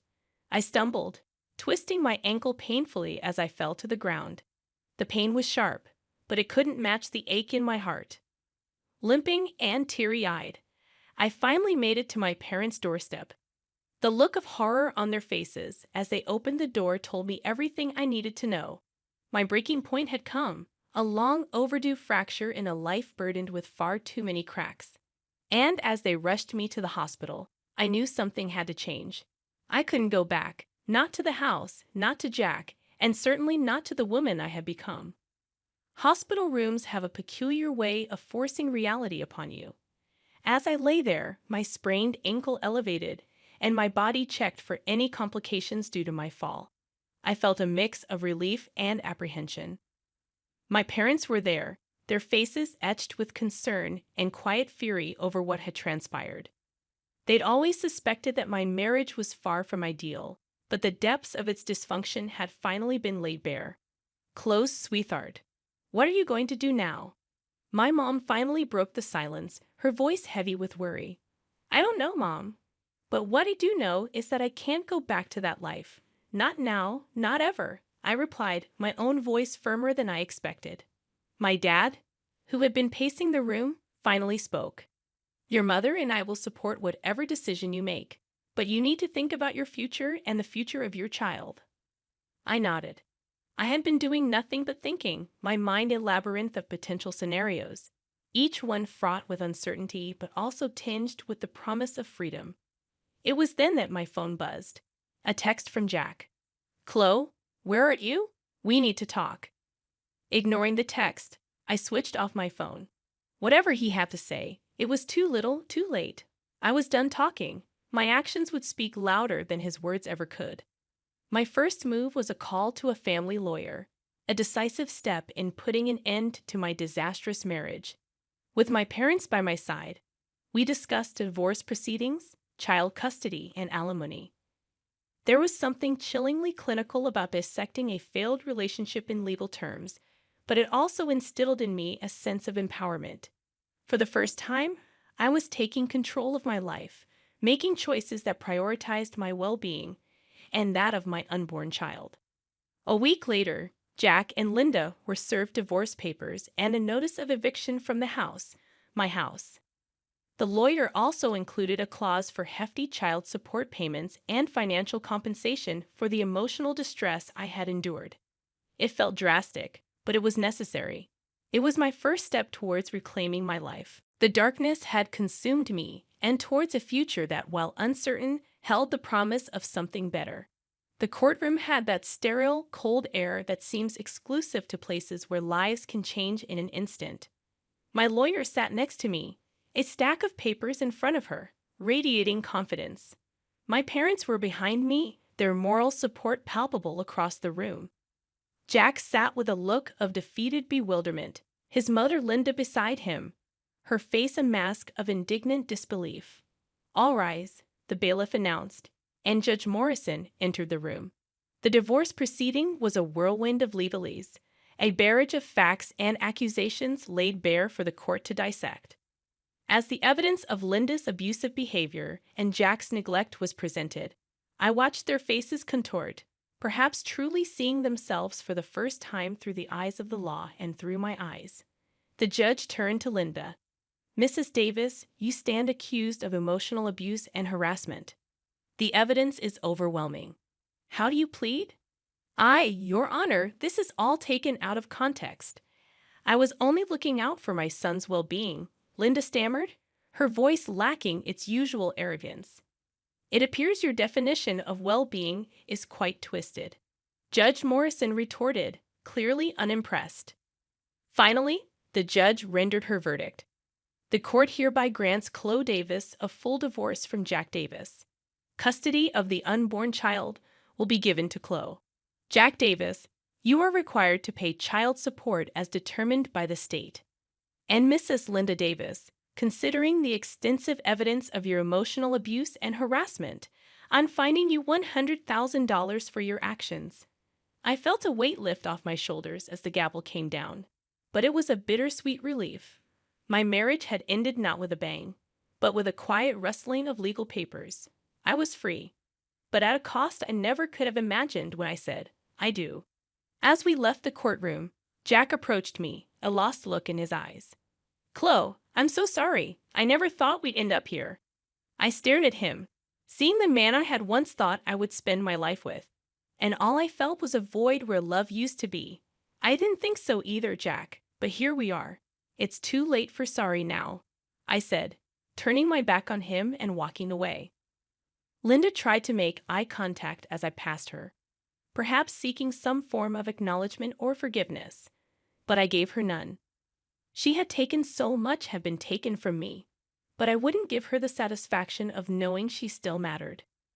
When I stepped out of the courthouse, the sun seemed a little brighter, the world a bit more colorful. It was as if I was seeing everything through new eyes, not clouded by constant anxiety and emotional distress. It was the beginning of a new chapter for me, one written on my own terms. My mother hugged me tightly, tears in her eyes. "You did it, Chloe. You're free, and it's all thanks to you and Dad." "I couldn't have gone through this without your support," I replied, grateful beyond words. "We'll always be here for you," Dad said, joining in the group hug. That night, I sat alone in my house, the house that was now truly mine, and felt a sense of peace settle over me. I was alone, but I wasn't lonely. For the first time in years, the only expectations I had to live up to were my own. I was still apprehensive about the challenges that lay ahead. After all, I was going to be a single mother with all the responsibilities that entailed. But as I touched my belly, feeling the gentle stirrings of my unborn child, I knew we would be okay. My painful journey had led me to this reckoning, and while scars remained, they were now a part of a story of survival, not defeat. I was ready for whatever came next, not because I had to be, but because I chose to be. And that made all the difference.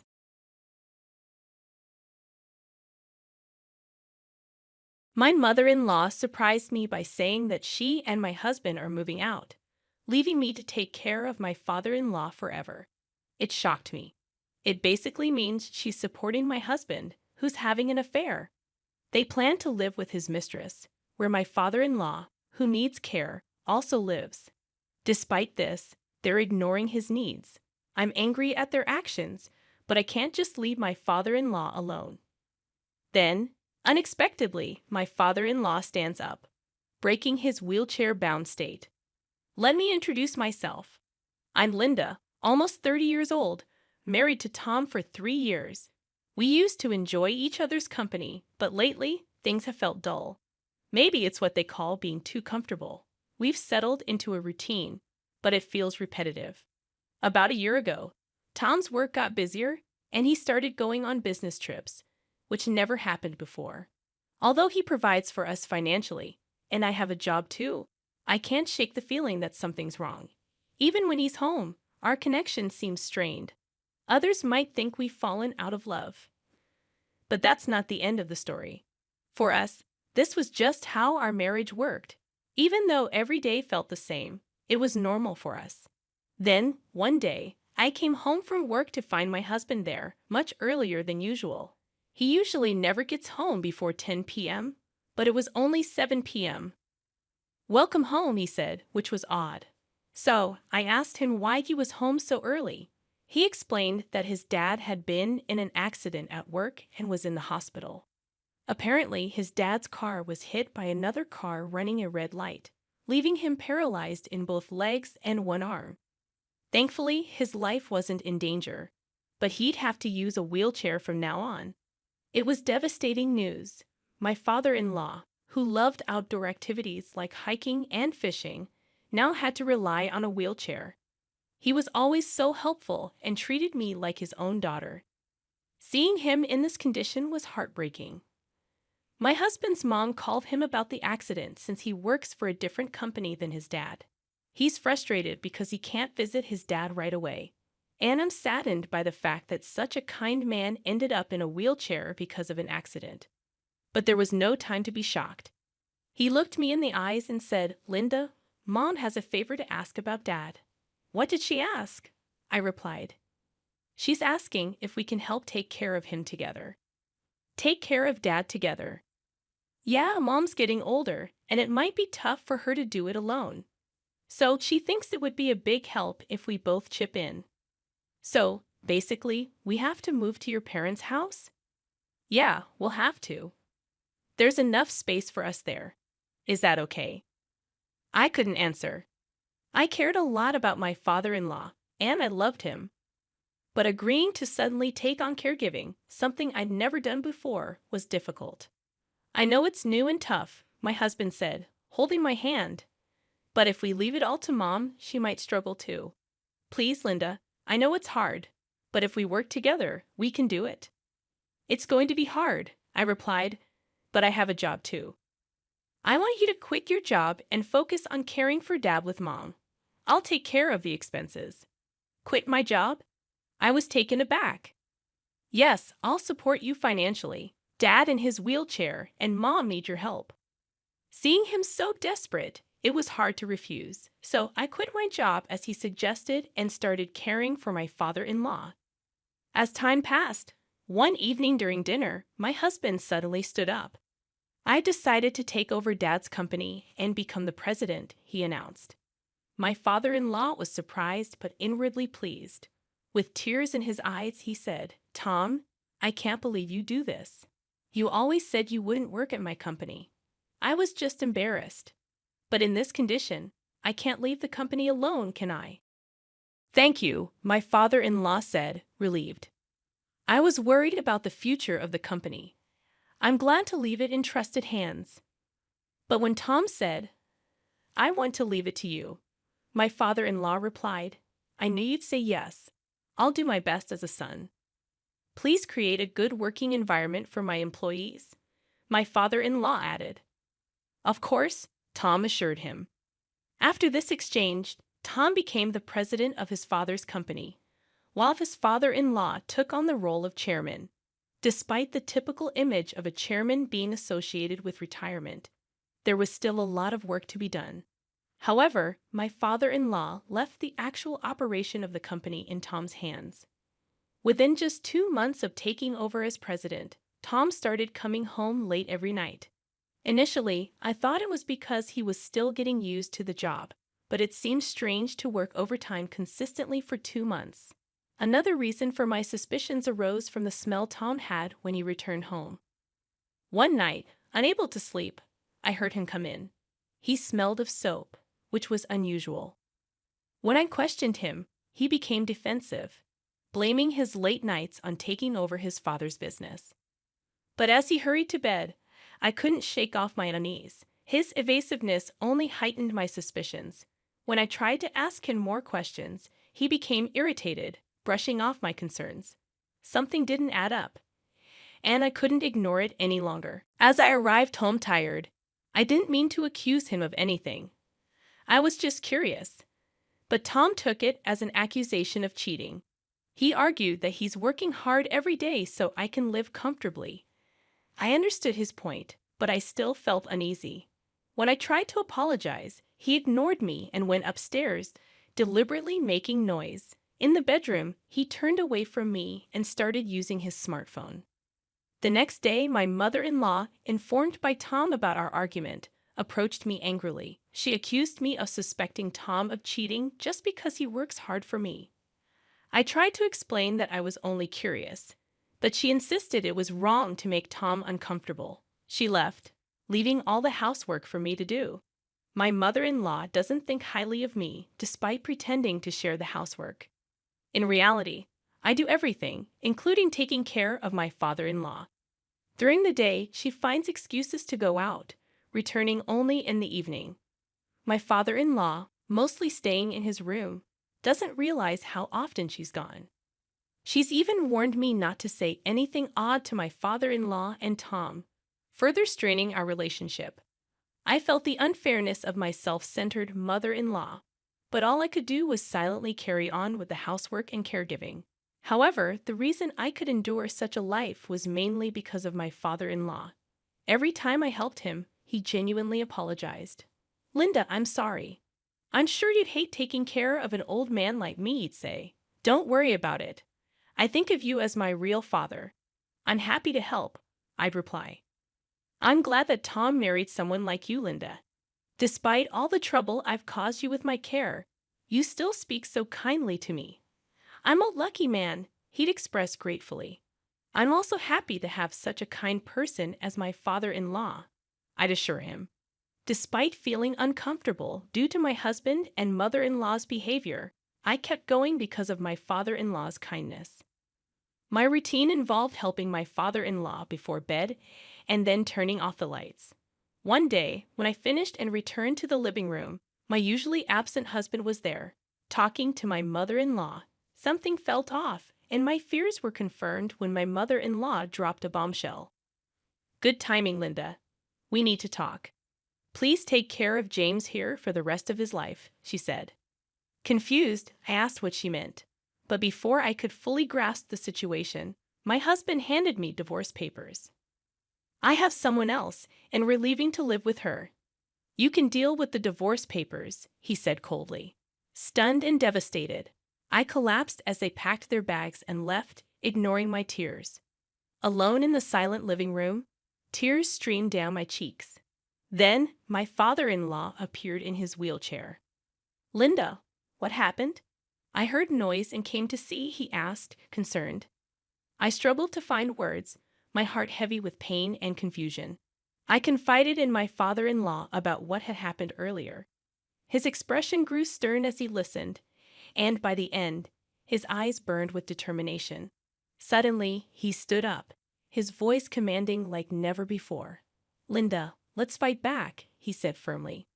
Concerned, I glanced at his legs, but he apologized for keeping it a secret and revealed that he could walk. Assuring me not to worry, he declared he was ready. From a drawer, he produced a large envelope, revealing its contents, evidence of my husband's infidelity and even my mother-in-law's. Shocked, I learned that since becoming president, Tom left work exactly on time every day, despite returning home well after midnight. Suspicious, my father-in-law had hired a private investigator to look into him, uncovering his affair. Additionally, my mother-in-law's daytime absences were also investigated, leading to the discovery of her own infidelity.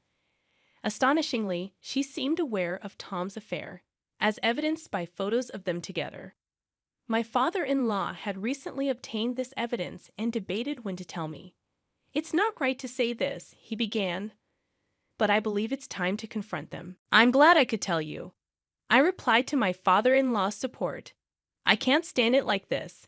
I want to fight back. Leave the rest to me, he'd assured me, promptly making a call to someone from the company. As a result, my husband was ousted from his position as president. Following my father-in-law's advice, I filed for divorce and demanded division of property from Tom through my lawyer. About a week later, Tom visited my parents-in-law's house. Outraged, he confronted me and my father-in-law, demanding to know why his infidelity led to losing his presidency. My father-in-law didn't hold back, blaming him for neglecting his care duties and causing me suffering. He disowned Tom, forbidding him from ever entering the house again. Desperate, Tom begged me to persuade my father-in-law to forgive him and withdraw the divorce. He promised to end his affair and drop the demand for division of property. His selfishness disappointed me. Despite everything, he only thought of himself. To withdraw the divorce, I repeated, incredulous. At this point, what are you even saying? I never asked for that. I'm glad to be divorced from a scumbag like you. I'm not going back to you ever again, I asserted firmly. Of course, why should I have to be married to a scumbag like you? Your divorce and being ousted as president are your own doing. It's the seeds you sowed. Confused and desperate, Tom tried to backtrack, claiming the divorce papers were just a threat. I thought so, I retorted. You, your mother, your mistress. I hope you all go to hell together. Keep holding onto your spoiled ideas of getting help from someone. I chased him out of the front door, slamming it shut. From outside, I could hear Tom's wails begging for forgiveness, but neither my father-in-law nor I responded. Learning that Tom was ousted as president, his mistress promptly threw both him and his mother out of the house. With nowhere else to go, they were forced to live in a cheap motel for a few days. Losing their jobs depleted their savings, and they struggled to make ends meet, eventually going into debt. Working as day laborers, they couldn't afford rent and lived from day to day. Meanwhile, I continued to care for my father-in-law in his house. You're welcome to stay here as long as you like, he told me after the divorce. Grateful for his kindness, I decided to continue living with him. Recently, he started going to a senior daycare center, allowing me to work while he's out. Despite potential challenges in the future, I'm determined to do everything I can for him.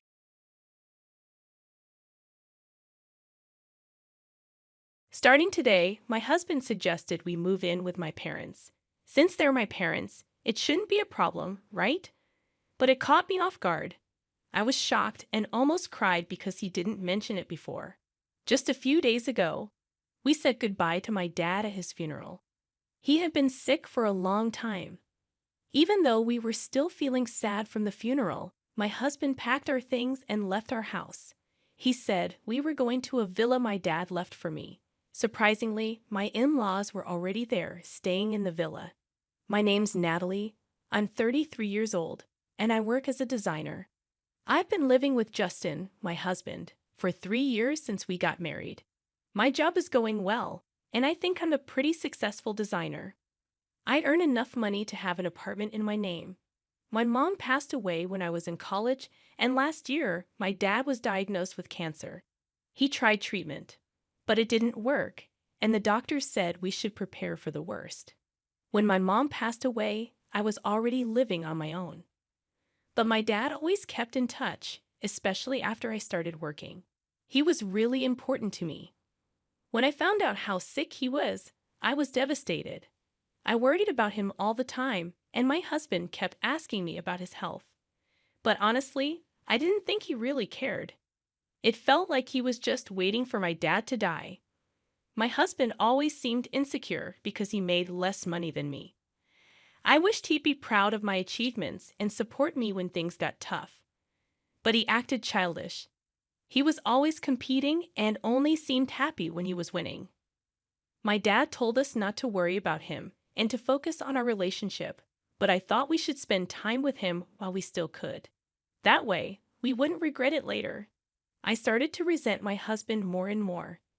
In the beginning of our marriage, he was loving and caring, but his insensitive comments about my dad's illness hurt too much. I couldn't believe how much he changed. My husband works from home, and he said having me around distracts him. So I rented an office and started commuting. Even though I was busy with work and taking care of my dad, my husband didn't help with anything at home. He lived selfishly and didn't care about my feelings. Living with him made me realize how little he understood me, and I felt really lonely.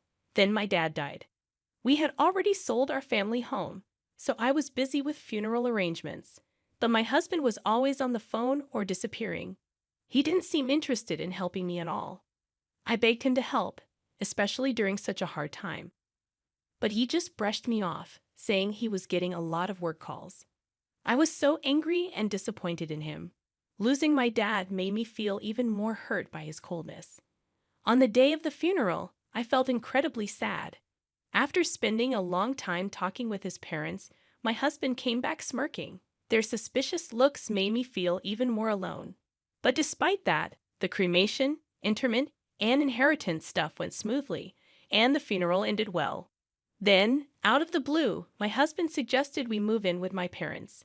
He said, "They're your parents, so it shouldn't be a problem, right? If you're against it, should we get divorced?" He said it like it was a joke, but I couldn't stay calm. I strongly opposed the idea, especially since we didn't have any extra rooms in our apartment. One room was used as my workspace and for storing my husband's work stuff. But he just smiled and said we should live in the villa I inherited. It was a special place for me, filled with memories of my dad. I wanted to keep it that way, but my husband didn't seem to care. He kept making selfish demands. I tried to explain that living there would be tough, but he wouldn't listen. His parents had already decided to move there. They probably planned it during the funeral. Since the villa was big and peaceful, they liked it. Their move was already in progress, and I couldn't object. Every time I spoke up, my husband got mad. He accused me of only thinking about myself and being absent from home. "Because of your father's illness and all those sudden calls, do you even realize how much I've put up with? Your obsession with your father has been too much to handle." His words were harsh, and I felt like my world was falling apart. "Now that your father's gone, you need to listen to me. It took him a whole year to die, which was way too long," he continued, his tone cold and heartless. I couldn't believe this was the man I married. He showed no respect for my father or me. I remembered how my dad looked in pain in his hospital bed. He wouldn't have wanted me to just obey my husband like this. In that moment, I realized all my love for my husband had disappeared. It hurt to think about how he found joy in getting the villa while I was mourning my father's death. But I held back my emotions and warned him about regretting his decision. I packed the essentials and left our home, leaving my husband puzzled. I didn't want to say anything more to him. It was painful to see my in-laws, who probably couldn't wait for my father to die so they could move in. But I followed my husband silently. The only thing I couldn't accept was him taking over my special place. The villa, although technically a villa, was just a regular home by the sea, where ordinary people lived. However, the villa's location was quite convenient, being easily accessible from the city center, and the land itself held considerable value. As I stepped out of the station, the familiar scenery of my childhood greeted me. I remembered how my mother used to be alive, and whenever I dozed off on the train, my father would carry me on his back all the way home. When we reached the villa, my in-laws were already inside. I started to suspect something fishy, realizing that my husband had secretly given them a key without my knowledge. This made me even more uneasy, sensing a secret plan to move in without my consent. Looking around the villa, I saw my in-laws' eyes shining with excitement for their future life here. Despite being a single-family home, the sturdy furniture my father had chosen was arranged in a slightly different European style, probably to my mother's taste. But their ecstatic comments irritated me. They seemed to underestimate the significance of my father's passing, seeing the villa merely as a luxurious house. Their lack of sensitivity became even more apparent when my husband joined in, laughing as they opened beers to toast the move. I sighed deeply, feeling the precious memories I shared with my parents at the dining table being tainted. I decided to hide my feelings and endure the night.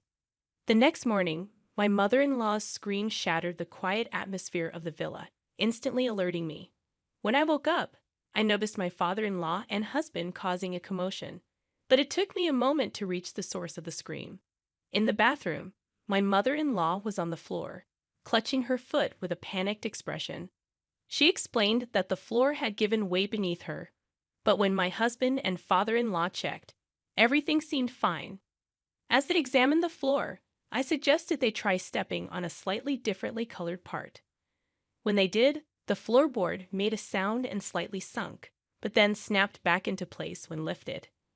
I explained that it was intentional, part of what my father called a mechanical mansion or a trick house. He was a huge ninja enthusiast, and this villa was his pride and joy. He had installed traps and mechanisms throughout the villa, including floorboards that seemed to collapse but were actually harmless. As someone familiar with the house since childhood, I had no trouble navigating it, but my husband and in-laws, being unfamiliar, were shocked. They hadn't realized what they were getting into by moving here. With our apartment lease canceled and nowhere else to go, they were pressing my husband on what to do next. In the midst of this, both my father-in-law and husband accidentally triggered another trap, causing them to fall. "Please feel free to stay as long as you like," I said, but my tone was more mocking than genuine. They had been so enchanted by the luxury of the villa, ignoring my warnings and showing no interest in my father's hobbies. Now their oversight was coming back to bite them. Even when I explained the dangers of the traps, they didn't take it seriously. "We'll get used to it," my husband said confidently. "I'll head back to the apartment to prepare for our move," I replied, leaving them in the villa. But in reality, I had no moving preparations. I planned to take a few days off and sort through my father's belongings. As expected, after just 2 days, my husband and in-laws had had enough. Meanwhile, I found solace being by myself and could slowly regain a positive outlook, planning my new life. Before long, my father's villa became a minor tourist attraction in the neighborhood. It was regularly featured in local newsletters as the trick mansion hidden in a residential area. Reflecting on this, I remembered strangers touring the villa and local children playing there, making it a lively spot. Since my upbringing had made me proficient in foreign languages, I could manage calls from foreign visitors. But my husband and in-laws couldn't understand foreign languages at all. Along with the nerve-wracking lifestyle of constantly worrying about the traps, they were overwhelmed by unexpected visitors and handling calls in foreign languages. Exhausted and sleep-deprived, they stumbled back to the apartment. "Why don't we all live in this apartment together? Think about it," I suggested. They had longed for my father's demise to get their hands on the villa, only to give it up in just 2 days. Instead of serving them tea, I handed my husband the divorce papers, already filled out and stamped in my section.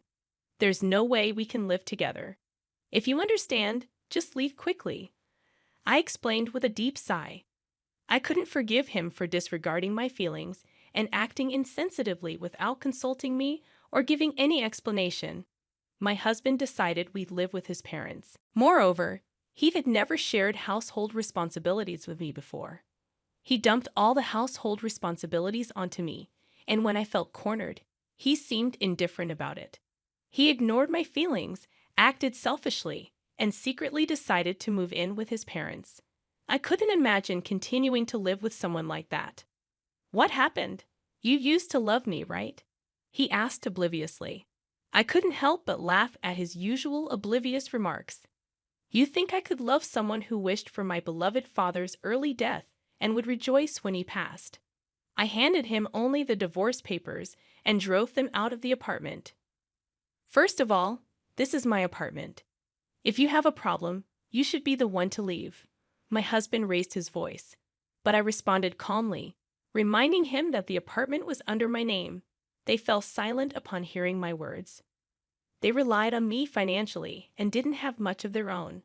However, I had made up my mind to cut ties before their lengthy persuasions began. Neither my husband nor my in-laws had much in savings after being evicted from the apartment and being unable to return to the villa. They now live in a cheap, low-quality apartment and are barely getting by. At first, my husband felt guilty and apologized frequently, but over time, he grew resentful of his parents. Due to their age, they rarely worked, and when they did, it didn't last long.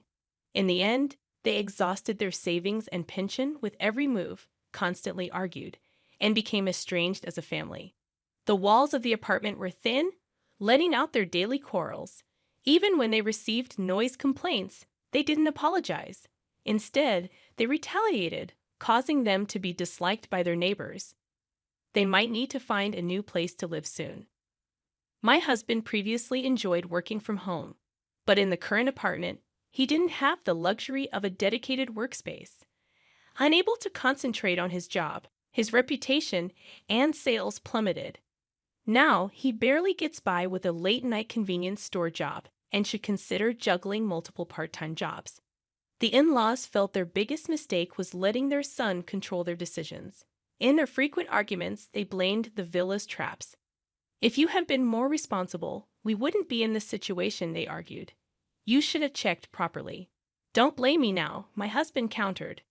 "I never imagined we'd end up like this because of our son," she said, reflecting on how her parents had always wished to inherit the villa and were overjoyed when her father passed away. "I will never forget that after the divorce, I made significant strides in my career as a designer." To process her father's death and all these events, she created designs incorporating ninja elements and showcased them on social media. Their popularity spread rapidly, and one day a major cosmetics company contacted her to design packaging with an Asian touch incorporating ninja elements. She felt this work would preserve her father's cherished memories. Of course, I eagerly took on this project and committed fully to it. Ultimately, it was a huge success, propelling my career forward and allowing me to give joyful updates at my parents' graves. She retained the mechanical house, keeping it as a special place filled with memories of her father. She began organizing tour schedules and, with a little tweaking, turned it into a space where both tourists and local children could enjoy for free. Soon, the house attracted significant media attention, and the income from this exposure helped to defray ongoing costs. Furthermore, online articles about the house were translated into foreign languages, leading to support from international fans. Some of the donations even came from elderly folks who shared my father's passion for ninjas. She remained dedicated to the ongoing upkeep of this magical place. Meanwhile, the mechanical house remained a daily hub of activity, a favorite among local children. "Although I lost my father and the inheritance of the villa resulted in my divorce, I feel the gains have been greater than the losses," she reflected. The villa has transformed into a memory-rich location shared with family and friends. "I've also undergone a personal transformation, moving forward with renewed optimism and hope."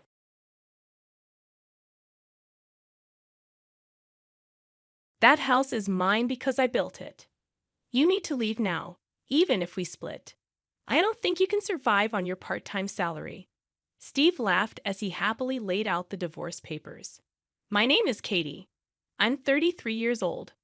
Recently, I started working part-time at a nearby supermarket.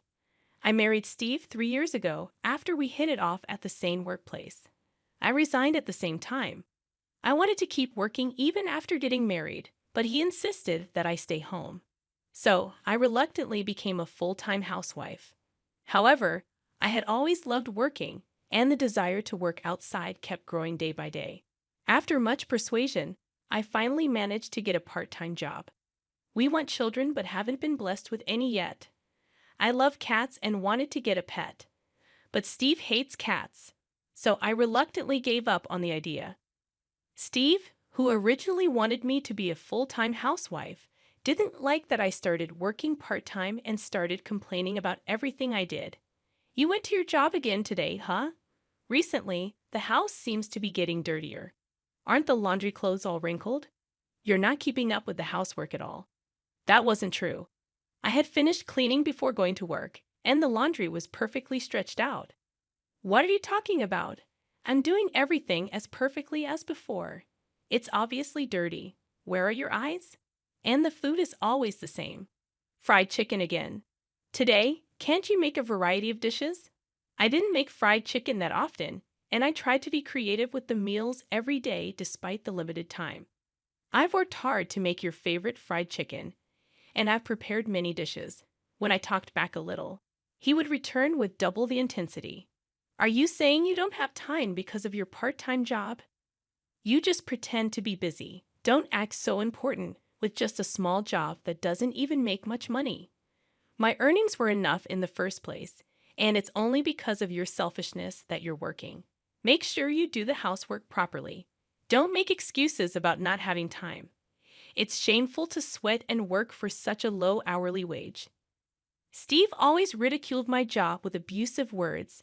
He had said that he wanted me to be a housewife because he didn't want others to think we were struggling financially. For the sake of his own image, he mocked my part-time work every chance he got, boasting that he made enough money that we didn't need to worry about living expenses. No matter that he was my husband, being demeaned for my work with such horrible words was something even I cannot tolerate. I was infuriated by his words every day. One day we decided to go for a drive to visit Steve's parents' home, where we hadn't been for a while. Although I have been irritated with Steve for a long time, I was happy to go out for a change since it had been a while. At that time, I had no idea what would happen at my in-laws' house. After driving for a few hours, we arrived at Steve's parents' home, where his mother, who lived alone, greeted us with a smile. After dinner, which she had prepared, Steve went out to play slots. While doing the dishes with my mother-in-law, her demeanor seemed to change. She was no longer the calm person she had been, and her face became stern as I made coffee, wondering what was wrong. We sat on the sofa, and she began to speak. Katie, according to Steve, you're working a part-time job. Why do you need to work when he is working so respectably? Also, I hear that you're not managing the housework because you don't have enough time or something due to your part-time job. I was a bit surprised by her sudden words. No, that's not true.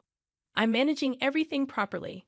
My mother-in-law, with exaggerated surprise, said, "Oh, I've heard from Steve all about how terrible you were at housework. Lying is useless. He has been enduring this alone. He's tired from work, and it's really pitiful that he has to return to a house full of garbage. You're not making decent meals, are you? Quit that part-time job. No one at your workplace will care if you're not there. They can just hire someone else. Your job is to take care of the house. All right, from now on, focus on the house and properly support Steve. Really, don't embarrass yourself as Steve's wife." My mother-in-law has old-fashioned beliefs, thinking that a wife should stay at home. She got married right after finishing school and has never worked, always being a full-time housewife. Steve also grew up believing that's how a wife should be. That's why both of them dislike the idea of me working outside. Nevertheless, my mother-in-law's words were too harsh. She not only dismissed the job I was working so hard at, but also crudely said that no one would be troubled if I quit. Those heartless words deeply upset me. My part-time job was fulfilling, and everyone was kind. The atmosphere was very positive. Everyone treated me well and relied on me. It was heartbreaking to be spoken about as if I were unnecessary, while she doesn't even know any of this. It was also quite a shock to discover that Steve had been bad-mouthing me behind my back, even though I did take care of our home properly. In fact, I had been working harder than ever on the household chores so that they didn't get neglected because of my part-time job. I knew his job was tough, so I was trying my best to accommodate that. But Steve and his mother were bad-mouthing me over the phone. I didn't want to believe it. After being told such awful things, I was very down for a few days. But then I suddenly remembered my father's face. Since my mother passed away, my father had been living alone in our family home. He lived a bit far from me, and I hadn't visited him recently because I have been busy. I wanted to hear my father's voice, so I called him. Usually, he answers the phone quickly, but that day, the ring went on for a long time. Just as I started to worry, he finally answered. Katie, it's been a while. Are you well? Hearing my father's calm voice, I was so relieved that tears started to flow. What happened? You took a while to answer the phone. If you're busy, I can call back later, he said, seeming to catch his breath. No, I'm sorry. I fell down the stairs recently and hurt my back. I can't move around much now. But don't worry about me. I'll be fine soon. By the way, what's up? Is anything wrong? I was really surprised. My father, who used to be so athletic, had fallen down the stairs and hurt his back. No, I'm fine. Just make sure to take care of yourself and get better soon. I'll come to visit you soon, so wait for me. Yeah, I'm okay, he replied. But then I thought, he's already considered elderly and injuries might take longer to heal. I had always been reassured by his vitality, but suddenly I felt anxious. If he keeps using the stairs every day, he might slip again. Moreover, the stairs in the old family home are a bit steep, and there are high steps in the entrance and bathroom. I became very worried about my father living in that house while protecting his back. What if something happens and he gets seriously injured? I couldn't just sit still. I had always thought it would be good to live closer to him, but I realized there was no time left to hesitate. I made a major decision to build a safer, more accessible home for my father nearby.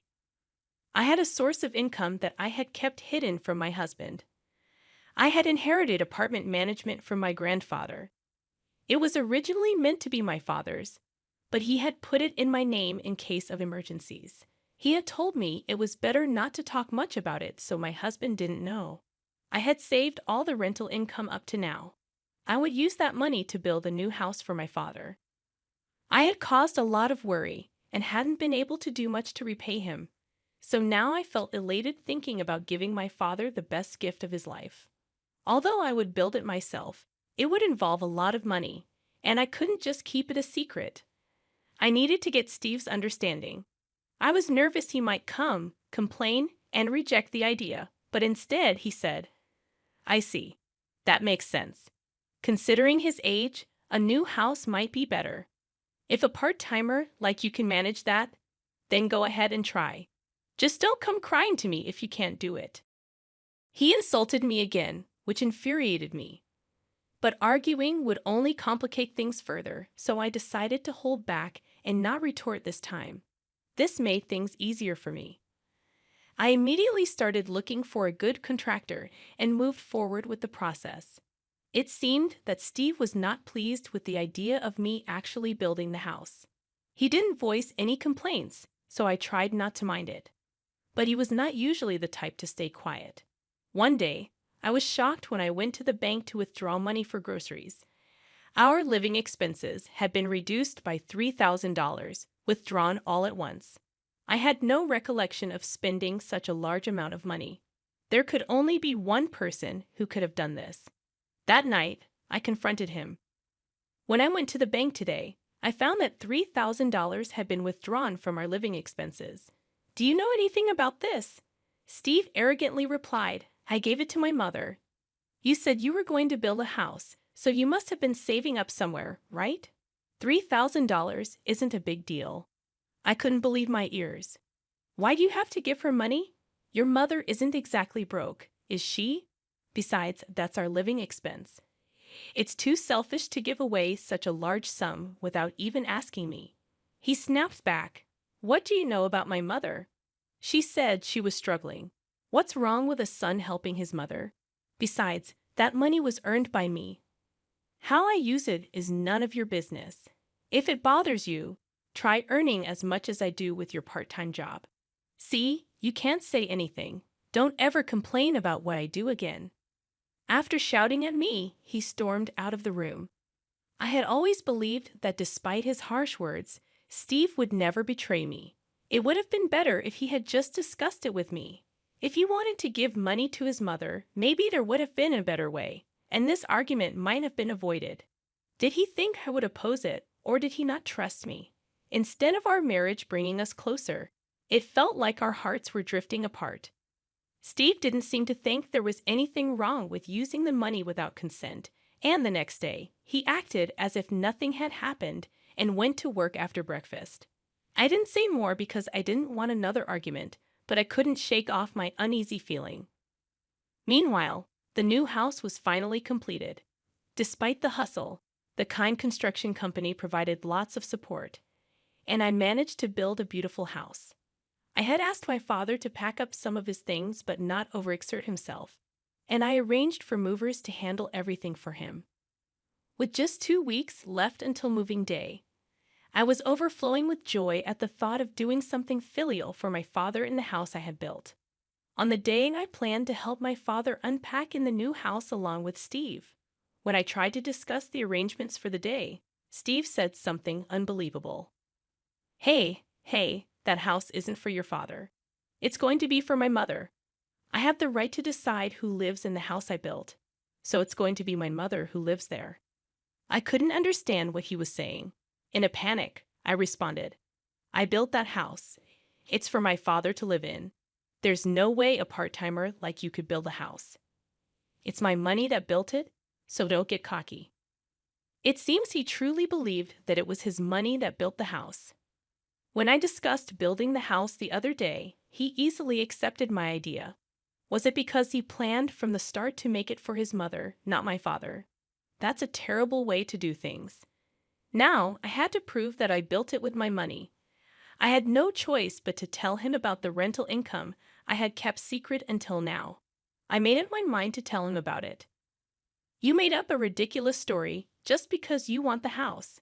House it as you like. If you're going to lie, at least make it a decent one. He didn't believe me at all and went somewhere. I was at a loss but had no choice but to explain until he understood. As I waited for him to return, he came back with an incredibly grim expression and then blurted out, Hey, you tried to deceive me, claiming you built that house. You're a liar. That house is mine because I built it. You need to leave now. Even if we split, I don't think you can survive on your part-time salary. I was at a loss for words due to the suddenness of it all. That house was built by me, and besides, telling me to leave so suddenly was too much. Sign this and get out tonight. He laughed as he slammed the divorce papers on the table and went to his room. His section was already filled out. After continually belittling me, presenting the divorce papers like that was truly the lowest he could stoop. He must have done this terrible thing to drive me to despair. He probably thought that by bringing up divorce, I would give in and let his mother live in that house. But unfortunately for him, I had enough income to live on my own without him. This act of his was the last straw for me. I signed the divorce papers and submitted them, then hurriedly packed my bags and left the house to go to my father's home. My father was surprised to see me arriving suddenly with big luggage, but he warmly let me come in. After I told him everything that had happened up to today, he patted my back and said, You've had a tough time. Then you can live with me in the new house. That would make me happy. The moving day arrived, and everything went smoothly because I was there. We successfully moved in without any problems. I found it a bit eerie that my ex-husband hadn't made any contacts after making such a fuss, claiming the house was his. But I tried not to worry because I didn't want to think about someone I was divorced from. Then, a few days after starting life in the new house with my father, something unbelievable happened. It was noisy outside, and when I looked out the window, I saw a large moving truck stopped, claiming they were moving to this house. I hurried to the mover and asked what was happening. It turned out the customer was actually my ex-husband, and he would soon arrive with his mother to move in. They planned to forcibly move into this house where my father and I were already living. Since we were divorced, he was a complete stranger, and it would be troublesome if they just showed up. Feeling a creepy kind of fear about my ex-husband's forceful intentions, I explained the situation to the confused movers and asked them to stop their work. Then I discussed it with him. My father and I hurriedly called the police. When I explained everything to them, they confirmed that the house was my property, and since my ex-husband and I were divorced, he had no rights to live here. Merely entering against my will could be considered trespassing. Then my ex-husband and his mother arrived nonchalantly. Seeing the police, they started panicking. At that moment, he finally understood that I was the one who built the house. However, with his mother panicking beside him and being bombarded with questions by the police, he had already lost his composure and shouted, "What is this? Why can't I live in this house?" Looking at him, I thought I was done dealing with such a person. But to protect my father and myself, I handed over the final weapon to the police. Although the situation calmed down thanks to the police, I heard that my ex-husband faced serious consequences. Later, he was serious about living in this house, so he had canceled his apartment lease and even sold his mother's house, leaving him with no place to return to and with a breach of contract fee demanded by the movers and a truckload of belongings. He literally found himself stranded on the street with his mother. The final weapon I handed to the police was the evidence of the verbal abuse, essentially domestic violence, that my husband had subjected me to. Having been unable to endure my husband's abusive language any longer, I had thought of getting back at him someday and had installed surveillance cameras to record everything. The footage showed me diligently doing housework and my husband constantly spouting unreasonable abuse. Using this footage, I managed to further corner my ex-husband.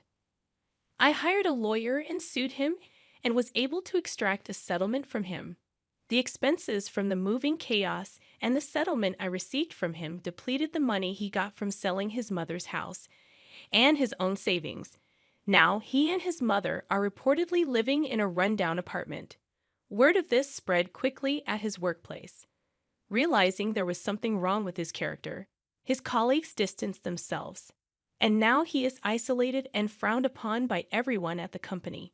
As for me, I finally got to own a cat.